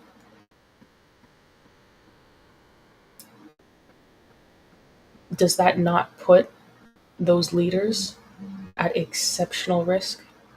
Because it's one thing if you have a woman who's very capable working for you, who's very meticulous and very good at her craft, very disciplined. But how is she disciplined? Who's guiding that discipline? Because a woman who is not married is going to be distracted by men who give her attention at an event. That's just what it is, straight up and down. Like, honestly, the only reason that I don't care is because I'm on a mission and I have to report back to my father when I go to things. Oh, hey, dad, this is what I did today. Like, I met these people, I invited these people on the show. This person's coming. There's an objective and a focus and an accountability. Whereas a lot of women who are hired to do work or getting to meet people and are getting opportunity will do what makes them feel good, especially if they have vices, because now they're going into a position where those vices would otherwise be used for the interest of somebody else and not the interest of the person they are being paid by. And yes, we have free will. Free will always exists. That will never change. That's fine. You just need to understand whose free will you're utilizing for your interest and does it serve your interest or your country. And this is where efficiency often goes down or the candle is burnt at both ends. And even while I was at the event and I was doing stuff, like when I go to all events, a lot of times I think to myself, well, I really wish this is some serious wisdom. Thank you, Julian, by the grace of God and my Father alone, my friend. Shout out to Dale Richardson, DJS Richardson on X. Go follow him. Um, sometimes when I'm at the events, I feel like crying. I really feel like crying because the work that I'm doing, I'm like all the skills that I have and that I've acquired. I love to help. I really do. I love it. I love helping. I cannot help but think, man, I really wish I was giving these skills to children. I wish I had children and I was teaching them every day. Like, I wish I had children to love and cherish and take care of and a family that I could just, I wish I could wake up and have a husband tell me what to do like that day. Like, this is what we need today, uh, Kaysha, or whatever he calls me. I don't know. And I could just teach my kids their homeschool lesson and make them like cookies or something, or teach them how to cook some things or make smoothies with them. I don't know, like I just really feel that in my soul and it really pains me. And every time I do something that's like anything, I just think like, man, like I should have kids. I want kids. Like I don't know. I can't like I don't know, I can't get it out of my brain. Not even just my brain, my heart, because like anyway, the fact of the matter is I've seen people with very high position and status in various countries locked in on an emotional exchange. And I thought to myself, how sad. How truly sad. Because if this was in fact a dangerous situation and you were in the midst of a spy or a honeypot, you are putting your nation at risk. And I thought, that's so crazy to me. That's so crazy to me because with my father, with the work that I do with my father, I don't put myself in a position where I could put him or my little sister or anyone in my family at risk. I don't intentionally, before I do things, before I even consider doing things or approaching, a situation, I ask his opinion. Oh, like, what do you think about this? What do you think about that? He's like, oh yeah, Kaysha, I think that's a good idea. Oh no, but like, don't worry about that. You know, and you'd be surprised how the smallest misstep can get someone unalived, and that's not even a joke. And I'm not saying that there was any legitimate. You said God's preparing you for when you do have kids. Thank you, man. I don't know what that preparation is called. I don't know what the preparation is, but God's timing, God's will. But I'm not saying that anyone that I'm not saying that anyone was in fact in danger. That's not the point. You're looking at potentials and probabilities and you're weighing the risk against certain things, and I'm seeing how also why so many women in politics sleep around so much because they don't have the guidance of a father. Maybe they're not Christian, but even if they are, they don't have the guidance of a father and um, a husband. What am I gonna do? Am I gonna go and sleep with someone and then go back to my dad? Oh, sorry, dad. Actually, yeah, I did all these things today at the event, but I haven't responded back since because I did have to stop by Johnny's place and get a quick lay in. But like I'm good now, bro. I can't even barely say that out loud without like feeling uncomfortable. I can't even make that joke without feeling uncomfortable because it's not funny. It's funny, but it's not because it's like you are being selfish in that way because the work that you're doing is now being impeded, and also your respect amongst your peers will be impeded, and women would sleep their way to the top in politics and wear the skimpy clothes and do the flirtation or whatever they need to do to get where they need to go. And men will offer, oh, I'll take you to breakfast. And first of all, how are you going to take me to breakfast? Why would I be around you at breakfast? How does that even make sense? What scenario would bring that? Or, oh, let me take you to dinner. And all this, I'm sure some guys are genuinely kind or genuinely nice. I don't know. But I don't care because I don't want the potential or probability or possibility. I don't even want to know. I don't want to find out. This is not, I'm not in a scenario where I want to find out that information to be true or not. Because in this moment of meeting somebody at an event like this, or any events, because I'm not talking about this one specific, you cannot trust anybody. You cannot trust anybody. Remember the movie Bridesmaids? And I think she had I don't know if she had the glass or something. She's like, you, they were saying that they were going to be married out. She was like, oh, I'm sorry. And she was like, you can't trust anybody. And she was so negative, like, because she was like alone or whatever. And they were literally engaged in getting their ring or something. And she was like, that'll never work. And I was like, oh my gosh. But anyway, this is true when it comes down to politics. Women cannot trust the men, and men can't trust the women.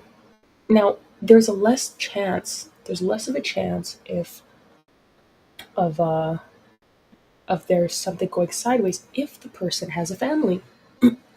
Because the person who has a family has an incentive to perform because they need to uphold the respect of their family, their fathers or their husband, whatever they're under, and they have an incentive to perform because they need to also take care of their family. Someone who's single and ready to mingle, they also use these places as an opportunity to meet people, which meeting people might not always be bad, except under what circumstance. You have people from all over the place, all over countries from all over the world, and everything is war. Women don't look at, I look at every conversation that I have with anybody as war. Every single conversation, every single circumstance that I'm in, it's all war all the time. And that's only by experience. I still don't understand it the way that my father does as a man. And most women don't even look at things like that unless they've been like extremely traumatized. But I've been hypersensitive to the fact based on watching things play out in real time just the last like 5 years, you know? And because I've had a father who's explained the circumstances to me continuously, preemptively, and in real time as it happens, and retrospectively. So I have a different level of understanding because I actually listen to my father. And most women would if they listened to their father or their husbands. whatever they have, right? So when you're looking at these situations, whenever I leave the house, I think to myself, whenever I'm going to go and do, when I'm going to go anywhere, everything in my mind is war. In a conversation with someone, I'm like, can they unalive me? I'm not even kidding. Are they trying to deceive me? Is there manipulation? Are they being honest with me? Can I work with this person? Are they capable? Are they strong? Are they genuine? What values and principles they have? These are all things that I'm thinking about when I'm talking to people or when I'm engaging with people. And it's a regular assessment of human and human nature. What are the probabilities or the possibilities from interacting with this person? And in large part, I actually don't even really have to worry about that too much because my father is a man and he mitigates it. But the only reason I don't have to worry about it is because I'm not doing anything with those people personally. I'm literally just there to exchange business ideas and stuff. So it doesn't really bother me what people try to do personally because, well, that's your problem. It has nothing to do with me. It might piss me off initially. I'm not even going to lie. There's some things that really,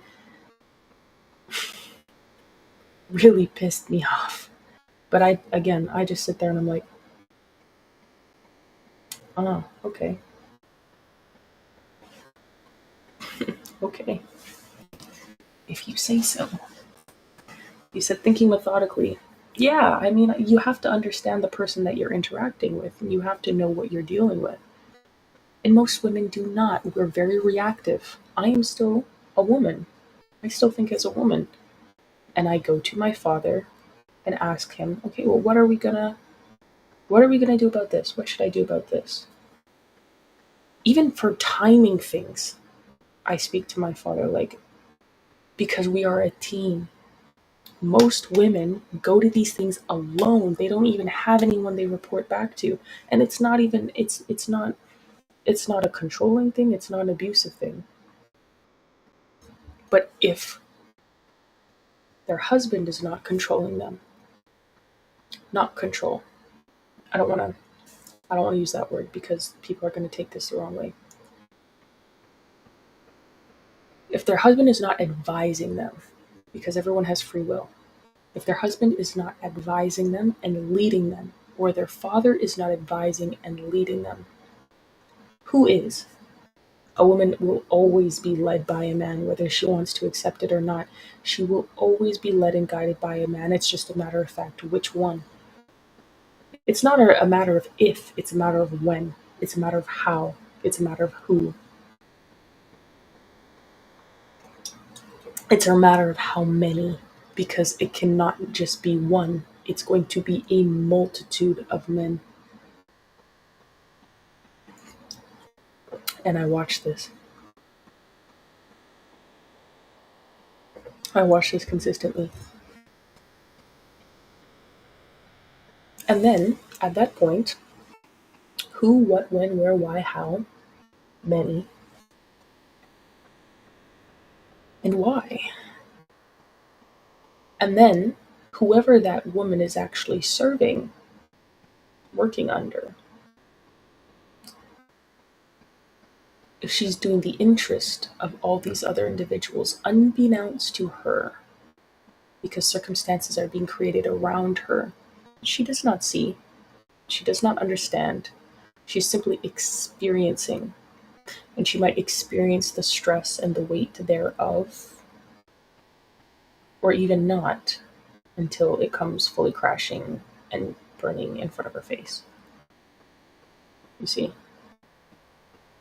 And then the man that she serves or works for, then what?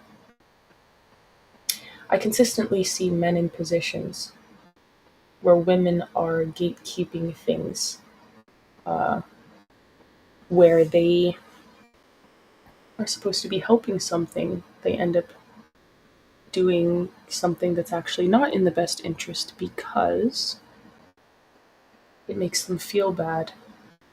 They want to feel good, so they do what is actually what feels good to them, but is in direct opposition of what's in the best interest of the company or the man who, the man who maybe started it, or or wants to help it improve, or the boss or the manager or whoever, you know. People have to understand that when they hire people, they're actually hiring them and whoever their vice is or whatever their vice is, or they're hiring them and their family. This is why traditionally, when people made mistakes, particularly of the sexual nature, they were disowned in society. And I'm not saying that that's what needs to happen now. People make mistakes and people are reformed. But what I'm saying is there's a reason why I'm getting buzzing and buzzing and buzzing, and I'm just like, why?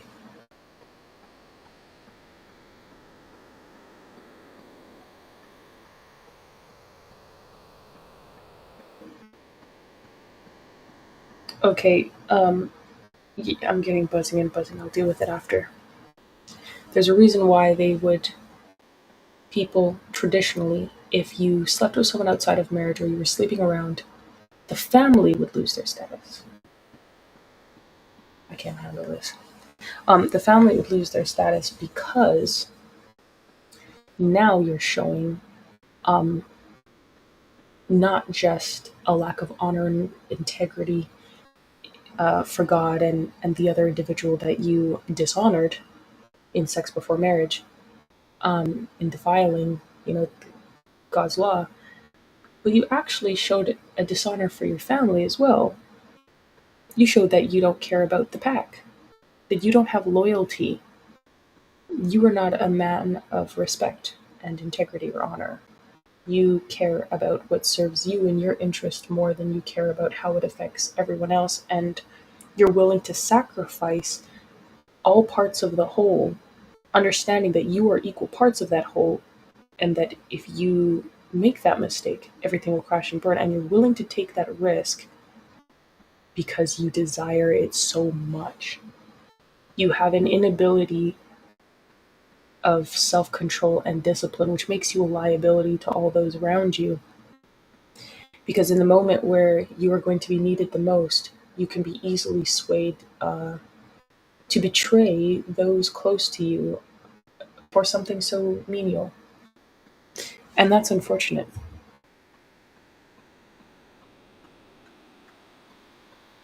The same is true now. And this is also why um, people need to consider when they are hiring someone to work for them, they're hiring their family. You need to look at the work. And not everybody is like their family. Some people have people in their family who are awful people, and they are not awful people. And, that can't reflect. But if we want to go back to a traditional society and we want to incentivize families and traditional values, then go back to hiring people from upstanding families to incentivize those others in society to have upstanding families, to be upstanding wives and husbands. And the more those people are rewarded for being upstanding wives and husbands and mothers and fathers to their children and upstanding children, the more society will grow in that direction. Because right now, whoredom is upstanding in society. Whoredom and degeneracy is what is getting people to the top. It's not hard work, it's not ethic, it's not even merit, it's not experience, not foundation, nothing. It's who can sleep their way to the top, who has the connections, who has the money, who has the, in some capacity, the color. There's so many things. Because I'm not going to discount, prejudice, because there are for some people. Is it everyone? No, absolutely not. But for some people, sure. It's part of the problem. I'm not going to say like Because I'm just not discounting the fact that that's a real problem in the world. Like, that's just ridiculous. That would be a lie.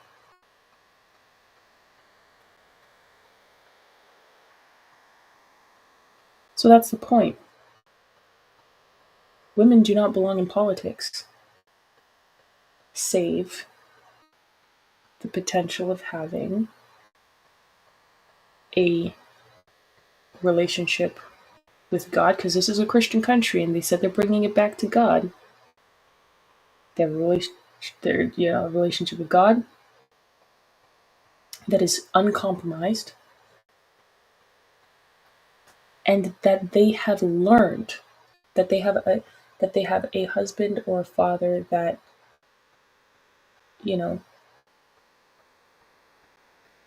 because women first learn loyalty from God and cooperation from God, their fathers, and then they translate that cooperation to their husbands. Are you telling me that a woman who has never, I mean, there's the grace of God for sure that can help people and bless people, and people sometimes they don't have parents, but other men in their lives from church or whatever come along and they are that guidance for them, and that's great. There are situations like that. However, what I'm telling you, and you can even have a father and still be fatherless behavior because your father did not do his job. What I'm saying is that people need to assess the fact that there are women and men alike, but I'm a woman, so I can only speak of women, who very much have fatherless behavior and are more so a liability all to the whole, and are in large part equal parts of the whole, even without people understanding, because they don't understand how that woman's inability to cooperate in a manner which produces the results that they're looking for causes all parts of the whole to destruct, because they don't have the discipline, because they don't understand or don't care for even being loyal to something that isn't actually serving them in the way they need. And women are, as God says, their desire is going to be to their husband, and women are constantly seeking for a husband. They need men. Women need men. It's in their biological nature to need and want men. A woman will always want a man, and she will always be looking for a man to secure. Always. That's just in their nature. God made us to need one another. But their ability to do certain things can still become distracted if they are not directly incentivized in some way to be loyal to something. And they're not largely going to be if there's no like direct connection, if that makes sense. Like, unless the boss is your husband, it's kind of like, yeah, I'm here doing this, but like I can slip and do these other things because I'm still here for me. If you're there with your husband, it's like, okay, I have this to do, I have that to do. You're more focused because you have your family already and you need to perform for your family. You have a standard to uphold, and I'm not going to say reputation because I don't care about reputation. Jesus had a very awful reputation, but he was exceptional. You have a standard to uphold for your family. You said that headship is so important. Exactly. And if you hire a woman who has no concept of headship or loyalty or cooperation with men, who has feministic values or communist values or Marxist values, or is of a compromising nature, you can expect that you will have many failures across the board. And again, I'm not a man, so I cannot speak for the disposition or perceptions of men in their mind. Like, I'm not going to sit around and play with that.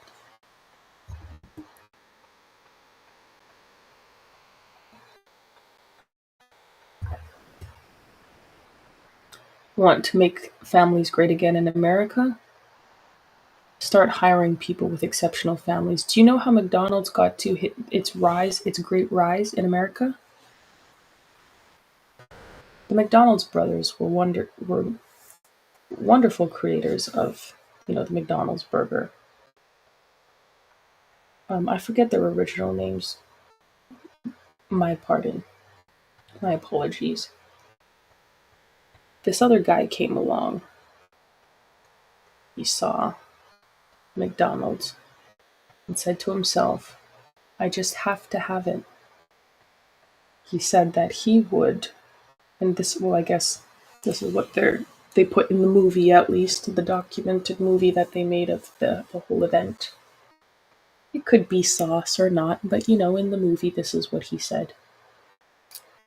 That if his enemy was drowning in a pond, he would walk over and push their head further underwater. And that man, McDonald's was not a franchise, and they didn't want to make it a franchise because they realized when they put it in different places like California, they added I think he said tacos or other things to it, and he was like, they could not guarantee the quality of the product or the authenticity, because people would start adding different foods into it. And when they try to put a different one down south, of course, they added soul food, and they didn't want that. They wanted the authentic McDonald's, and they couldn't manage to get the quality and authenticity and the same revenue upkeep around the country when they did this, because in different places they like different things as well, and certain things are not going to sell as much as others, because of course on the West Coast you're going to have more of a Hispanic influence in things, and then in the South you're going to have more Southern food, and on the East Coast you might have a better chance there. So there's many variables to look at, but the guy who was trying to help them make it into a franchise, he said he was trying to push them to do it. They didn't want to. Eventually he made it into a franchise, and he spoke to a Jewish guy actually, and the guy said, "You're not in the burger business. You're in the retail business." And he said, "Ah." And what he did was get everybody to rent out the what's it called? The lots for the McDonald's. And if you didn't make a certain amount of money, you had to pretty much pay for the lot, the rental lot, by the amount of money that you would bring in for the McDonald's. And if you did not make enough money to keep it up, yours would be shut down and a different competitor would come along. And do you know how he did this? What type of people he got to get that up? This guy was able to steal McDonald's like this. Do you know what he did? The two groups of people that he brought into the McDonald's business to make it a multi-billion-dollar business and steal it from the McDonald's brothers, and actually almost killed them, because the one guy, he ended up in the hospital from the stress. He was a diabetic, I think. He got Christians from all sorts of churches. He hired Christians, but Christian families. He would get a husband and a wife who had children, and he would let the husband and the wife run the McDonald's, be the managers, and then hire people underneath them, younger people. And he got churches, people from churches, because he was looking around outside one day and he was like, who brings the country together? And do you know what else he got?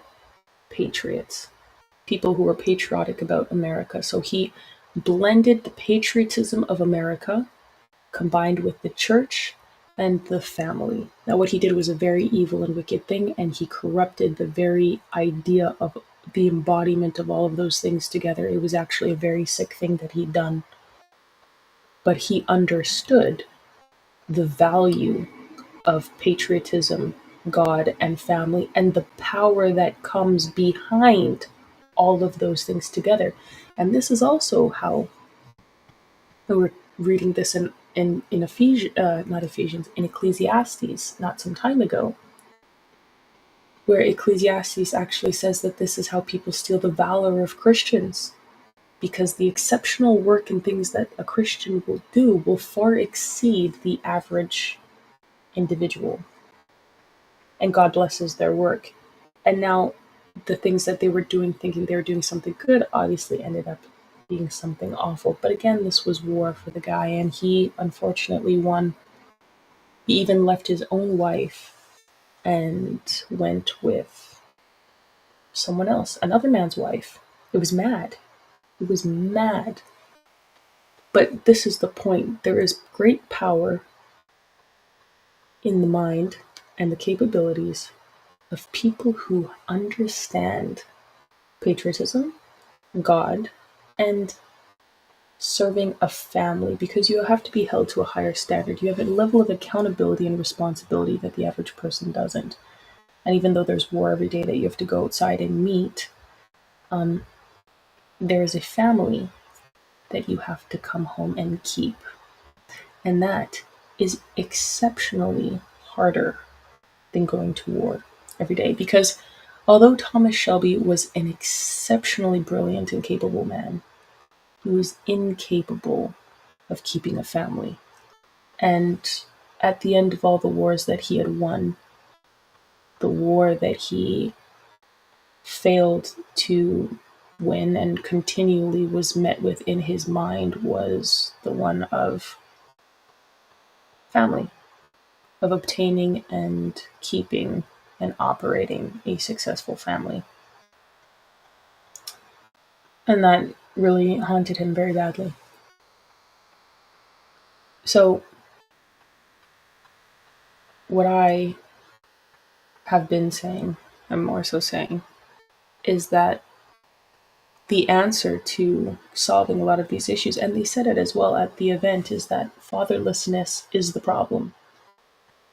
And this is how you can incentivize, I'm saying, how you can incentivize families.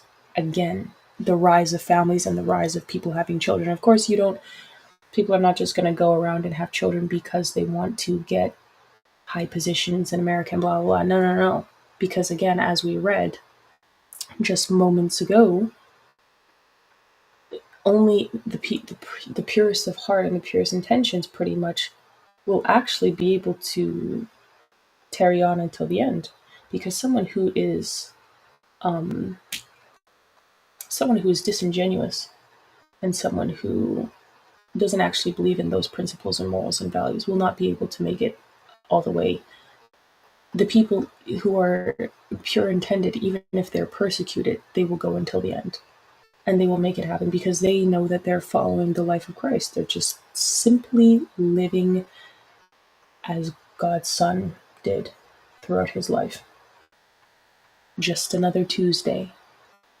Just another day at the office. Just another casualty of war. Like literally, you wake up, it's war.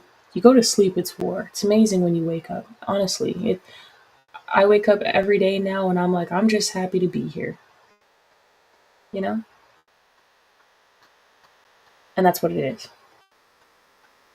So you need people who understand the value in the work that they're doing as families and the value of retaining it and keeping it. And most people don't. They need to understand the value in growing character through hardship and learning efficiency through that. Not that I'm saying that people should be like tormented. That's not what I'm saying. But humans become greater through suffering. I mean, this is just like, even if you want to lose weight, like you have to suffer in weight loss. Like you have to exercise. I was just complaining about doing push-ups earlier.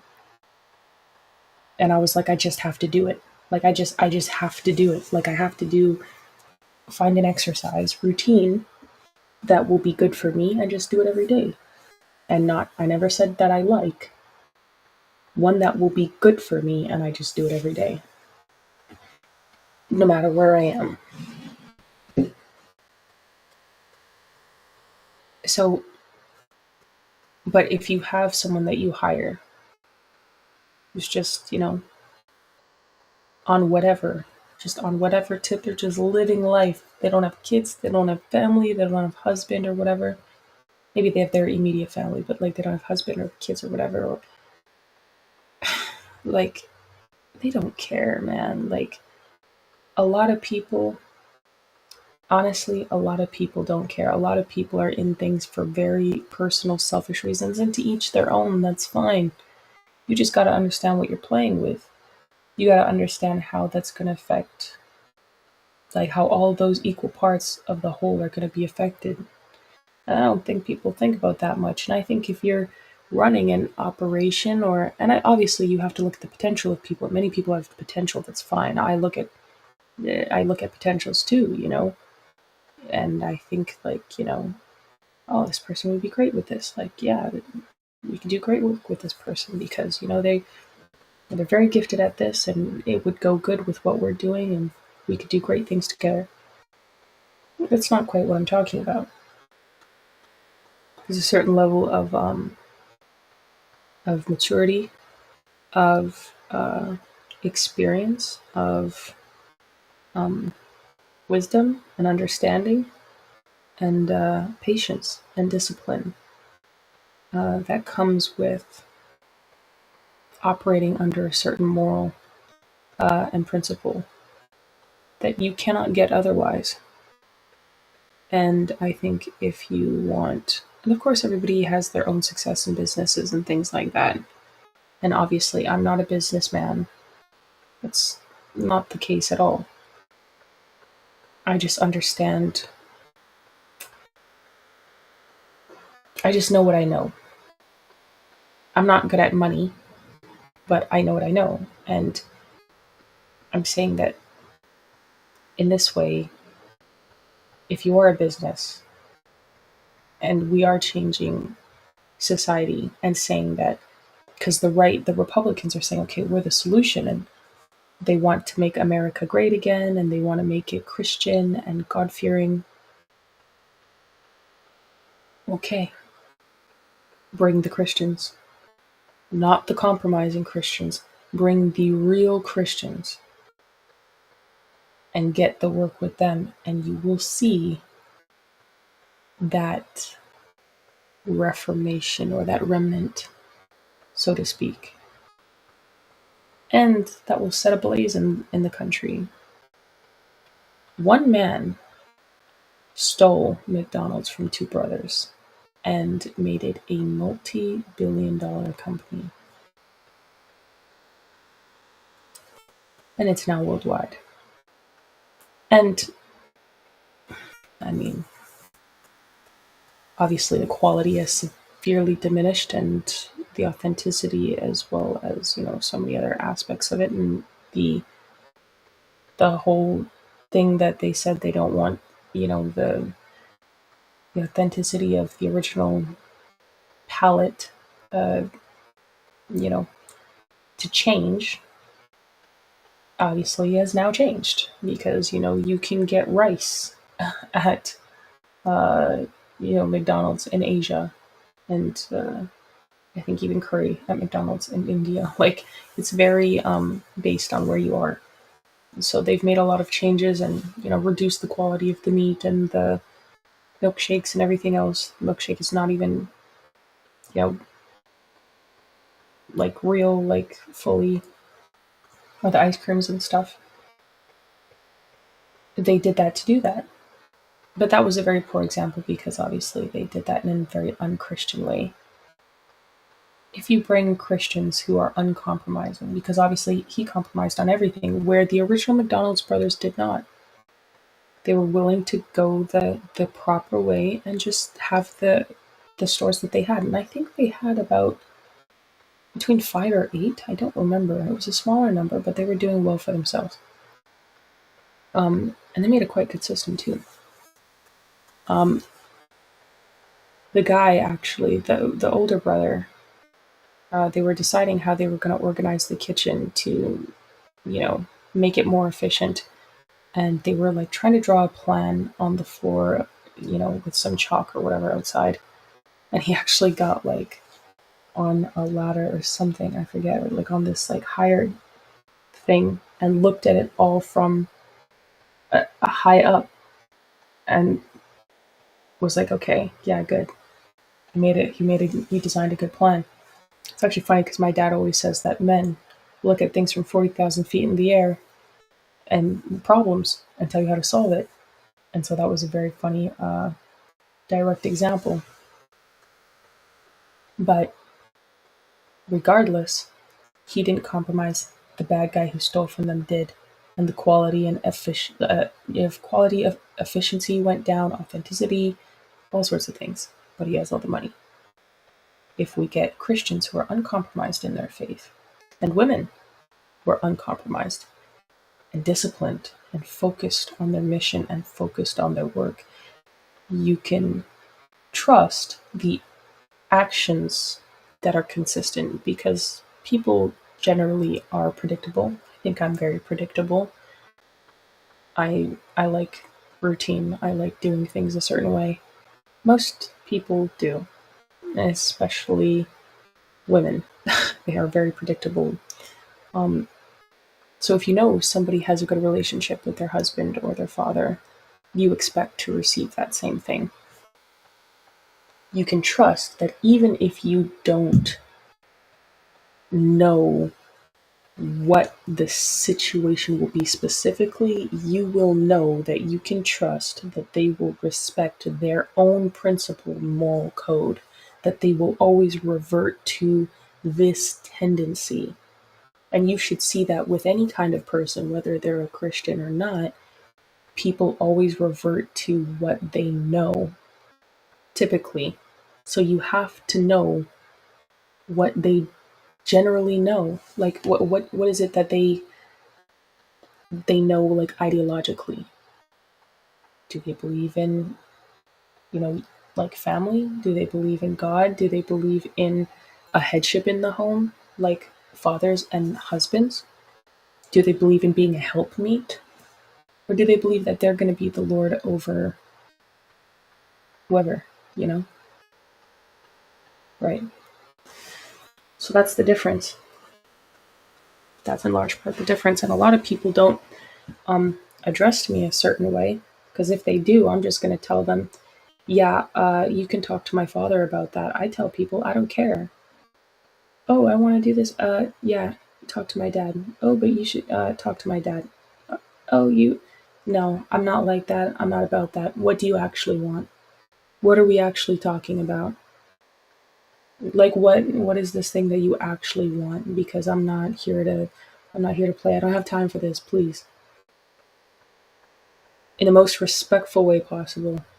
Like, So, anyways, I think that's clear.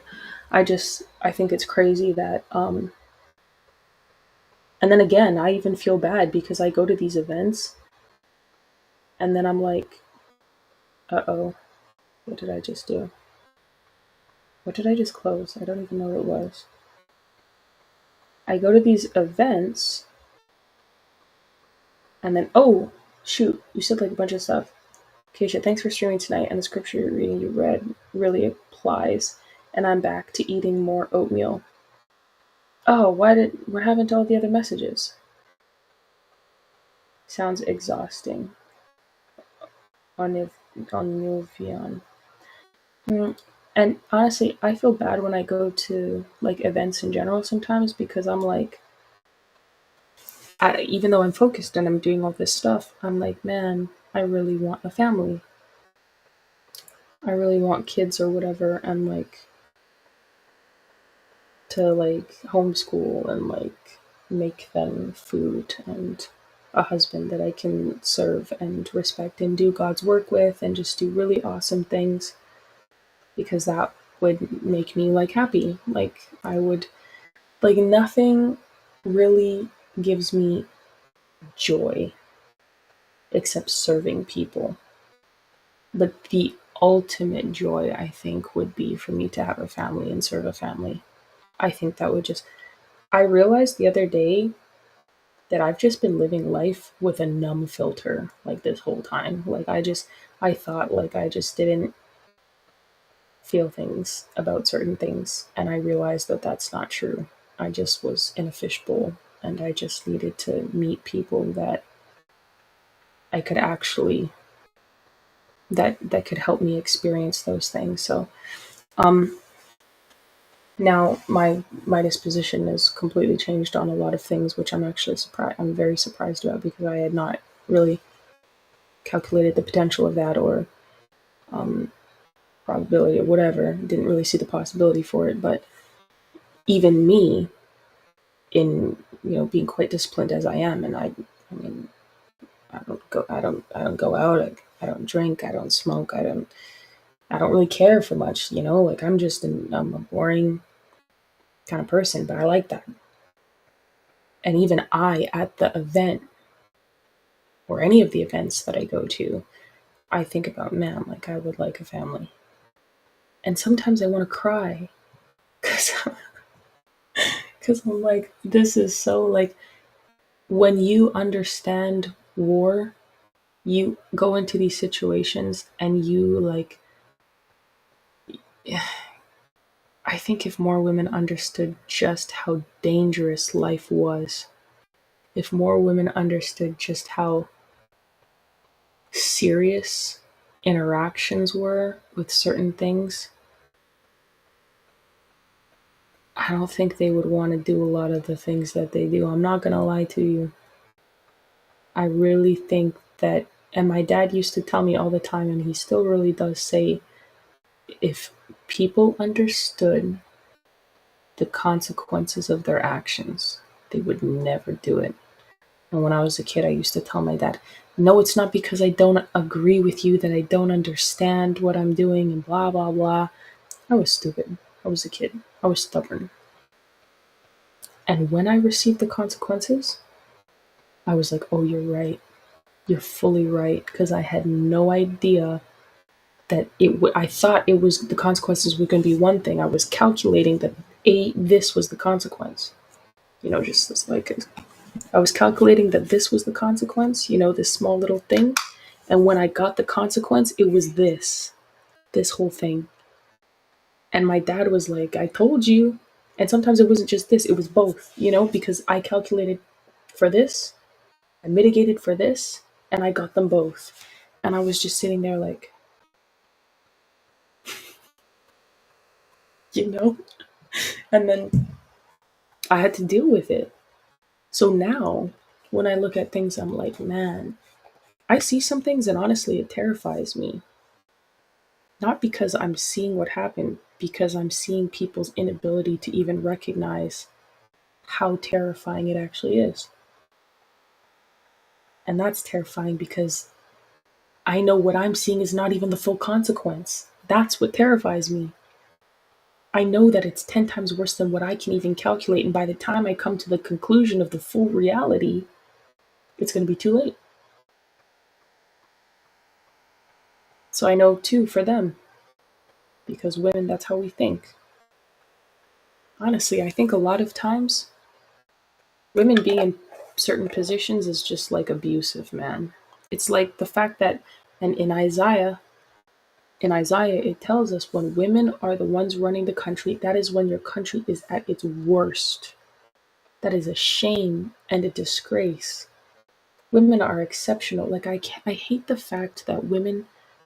I hate the fact that women in society, we're in position right now. We are in such a position where we even have to feel on edge about saying that women shouldn't be in our society shouldn't be run the way that it is right now, and that women should have the ability to be helpmeets.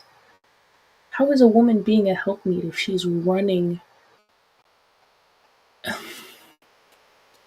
I don't know. I won't get into it too much because obviously it's late and I've been on here for 10 billion hours. Um,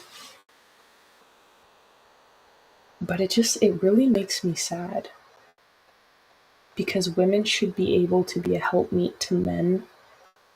Women have their gifts and they have their talents, and God blesses everybody. I have many talents myself. By the grace of God and my Father alone, I say that. It's true.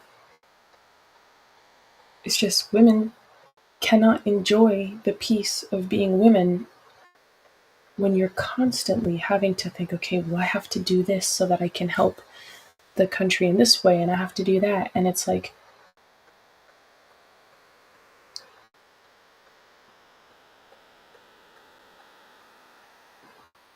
why did it just do that?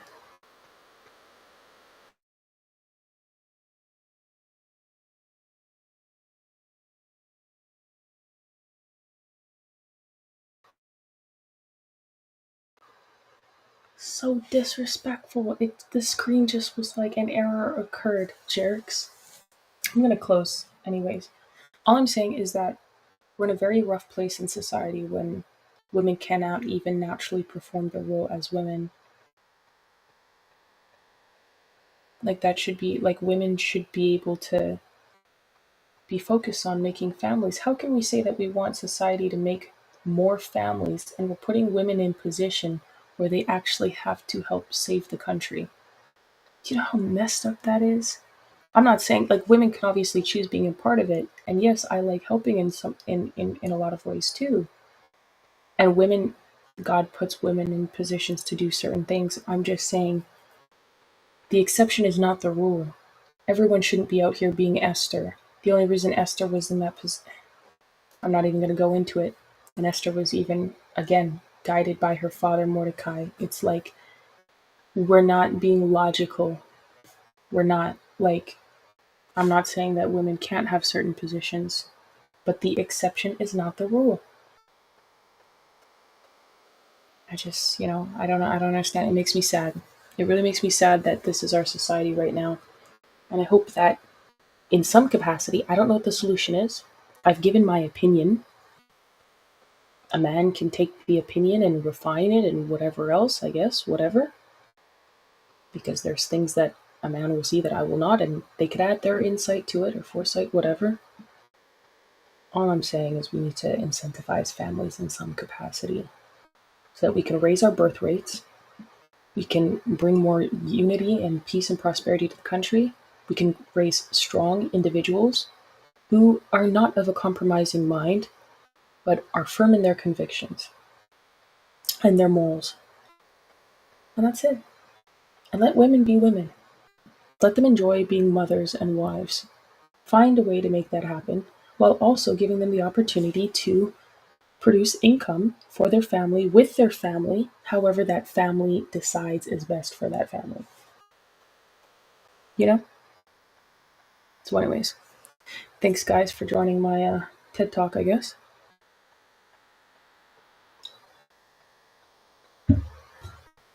I appreciate you guys. And please, by the way, before I go, I want to say this. I want to see if I can pull this up here.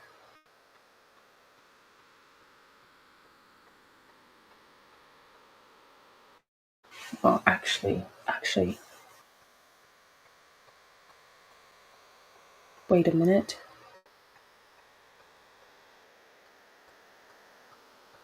Wait a minute. Wait.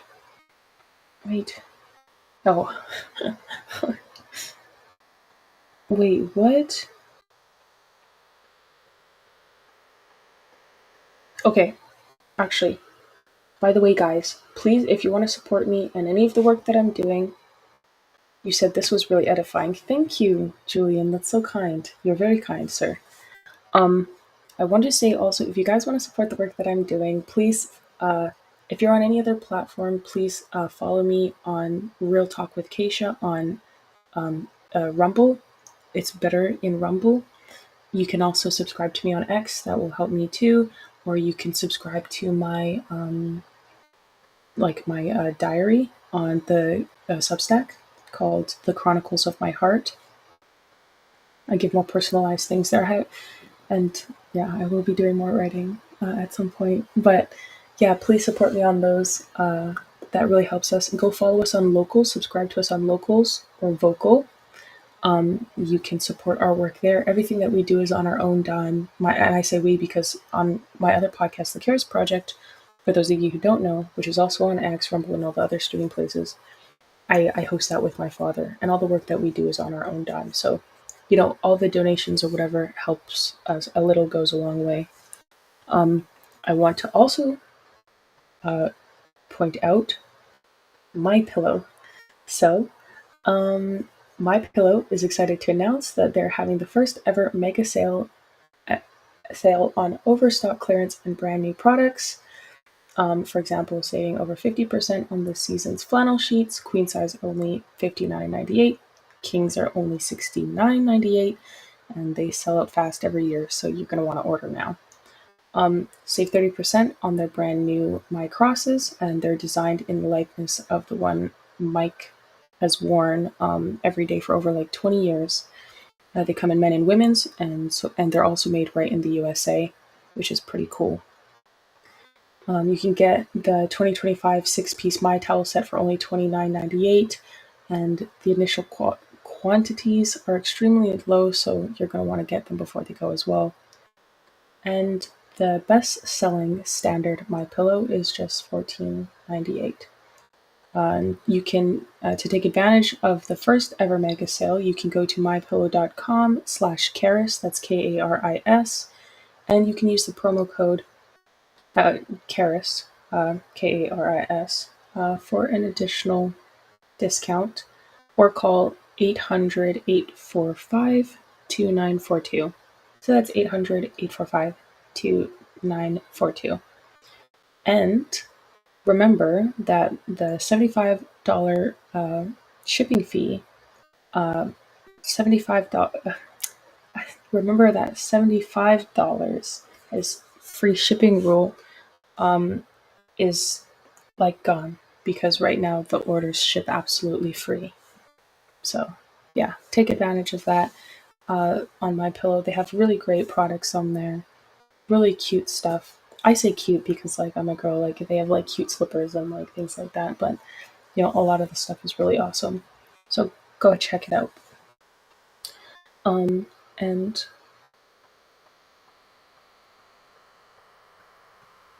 okay, let me see if there's just anything. You said, I know exactly what you mean. Something is lacking a family and a similar to the way you described it, believe it or not. Do some push-ups if you need someone for accountability. I'm trying to make myself do push-ups and a few simple other things too. Will already have been, even if not as often as I should, but not going too long between days. I do it. When you said about that, women actually, women's incentive is family.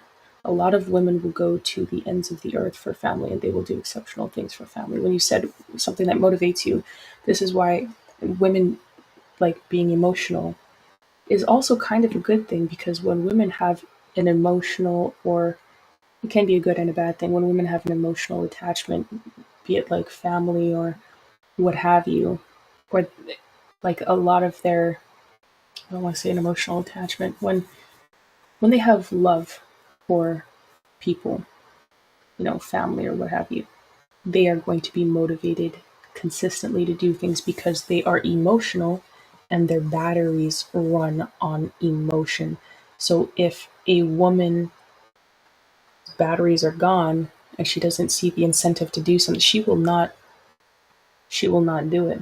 Whether it's loyalty, whether it's whatever else, she is fueled by the emotion that's attached to her love for someone.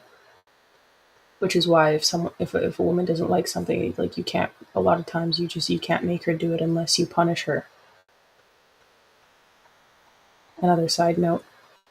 So yeah, it's and also because they don't compartmentalize the same way, and they don't create circumstances. So when a woman doesn't like something, they don't see the value in performing that task, It's going to be very hard to do that. But if they have a family or something that they actually love or appreciate, they're going to constantly be performing tasks that even that they would never have otherwise done, because they're like, now I have something that I need to perform tasks for. There's a lot of things that I would have never done, that you would have never caught me dead trying to do over the last couple of years, like over throughout the course of my life. I just did not care at all. But the last 5 years, what I'm doing now, is because of my father and my little sister. I would have never been in this otherwise, probably. Also because my father explained circumstances, and I understood, and then I was like, okay, I have to do this. But you see, women are exceptionally capable and become even more exceptionally capable. Like, they push the maximum levels of their capability when they work in cohort with a family.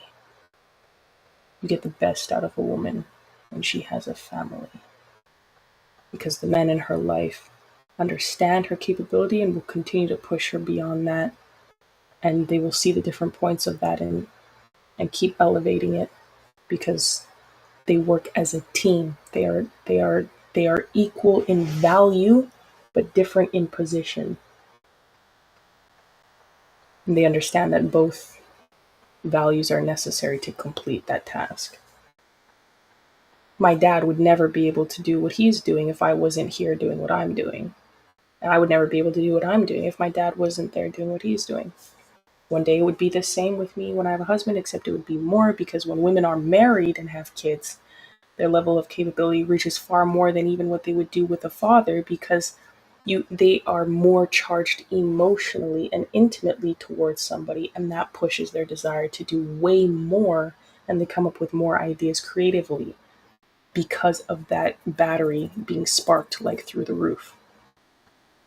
It's a whole different thing. You guys get the point. Anyways, thanks guys for tuning in tonight. I'm going to bed. It's like 12:31. I've been here forever. I've been here forever and I really should sleep. The hours was crazy, like having to drive to the event.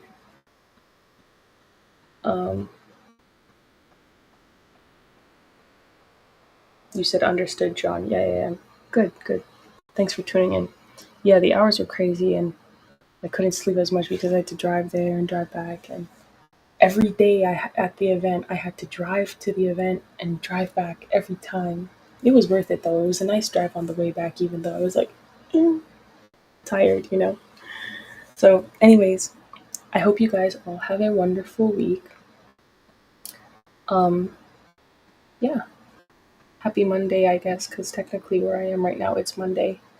I had a great time at the event, meeting people. People were very kind. They were nice, and it was different. It's my first time in Washington. First time over in these parts. Surely won't be my last. And yeah, let's get this country. Let's make America great again. Let's make families great again. Let's make women and men great again.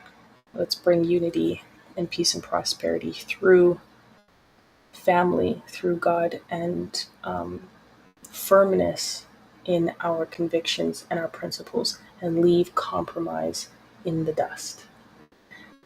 So, yeah, I'll catch you guys in the next one.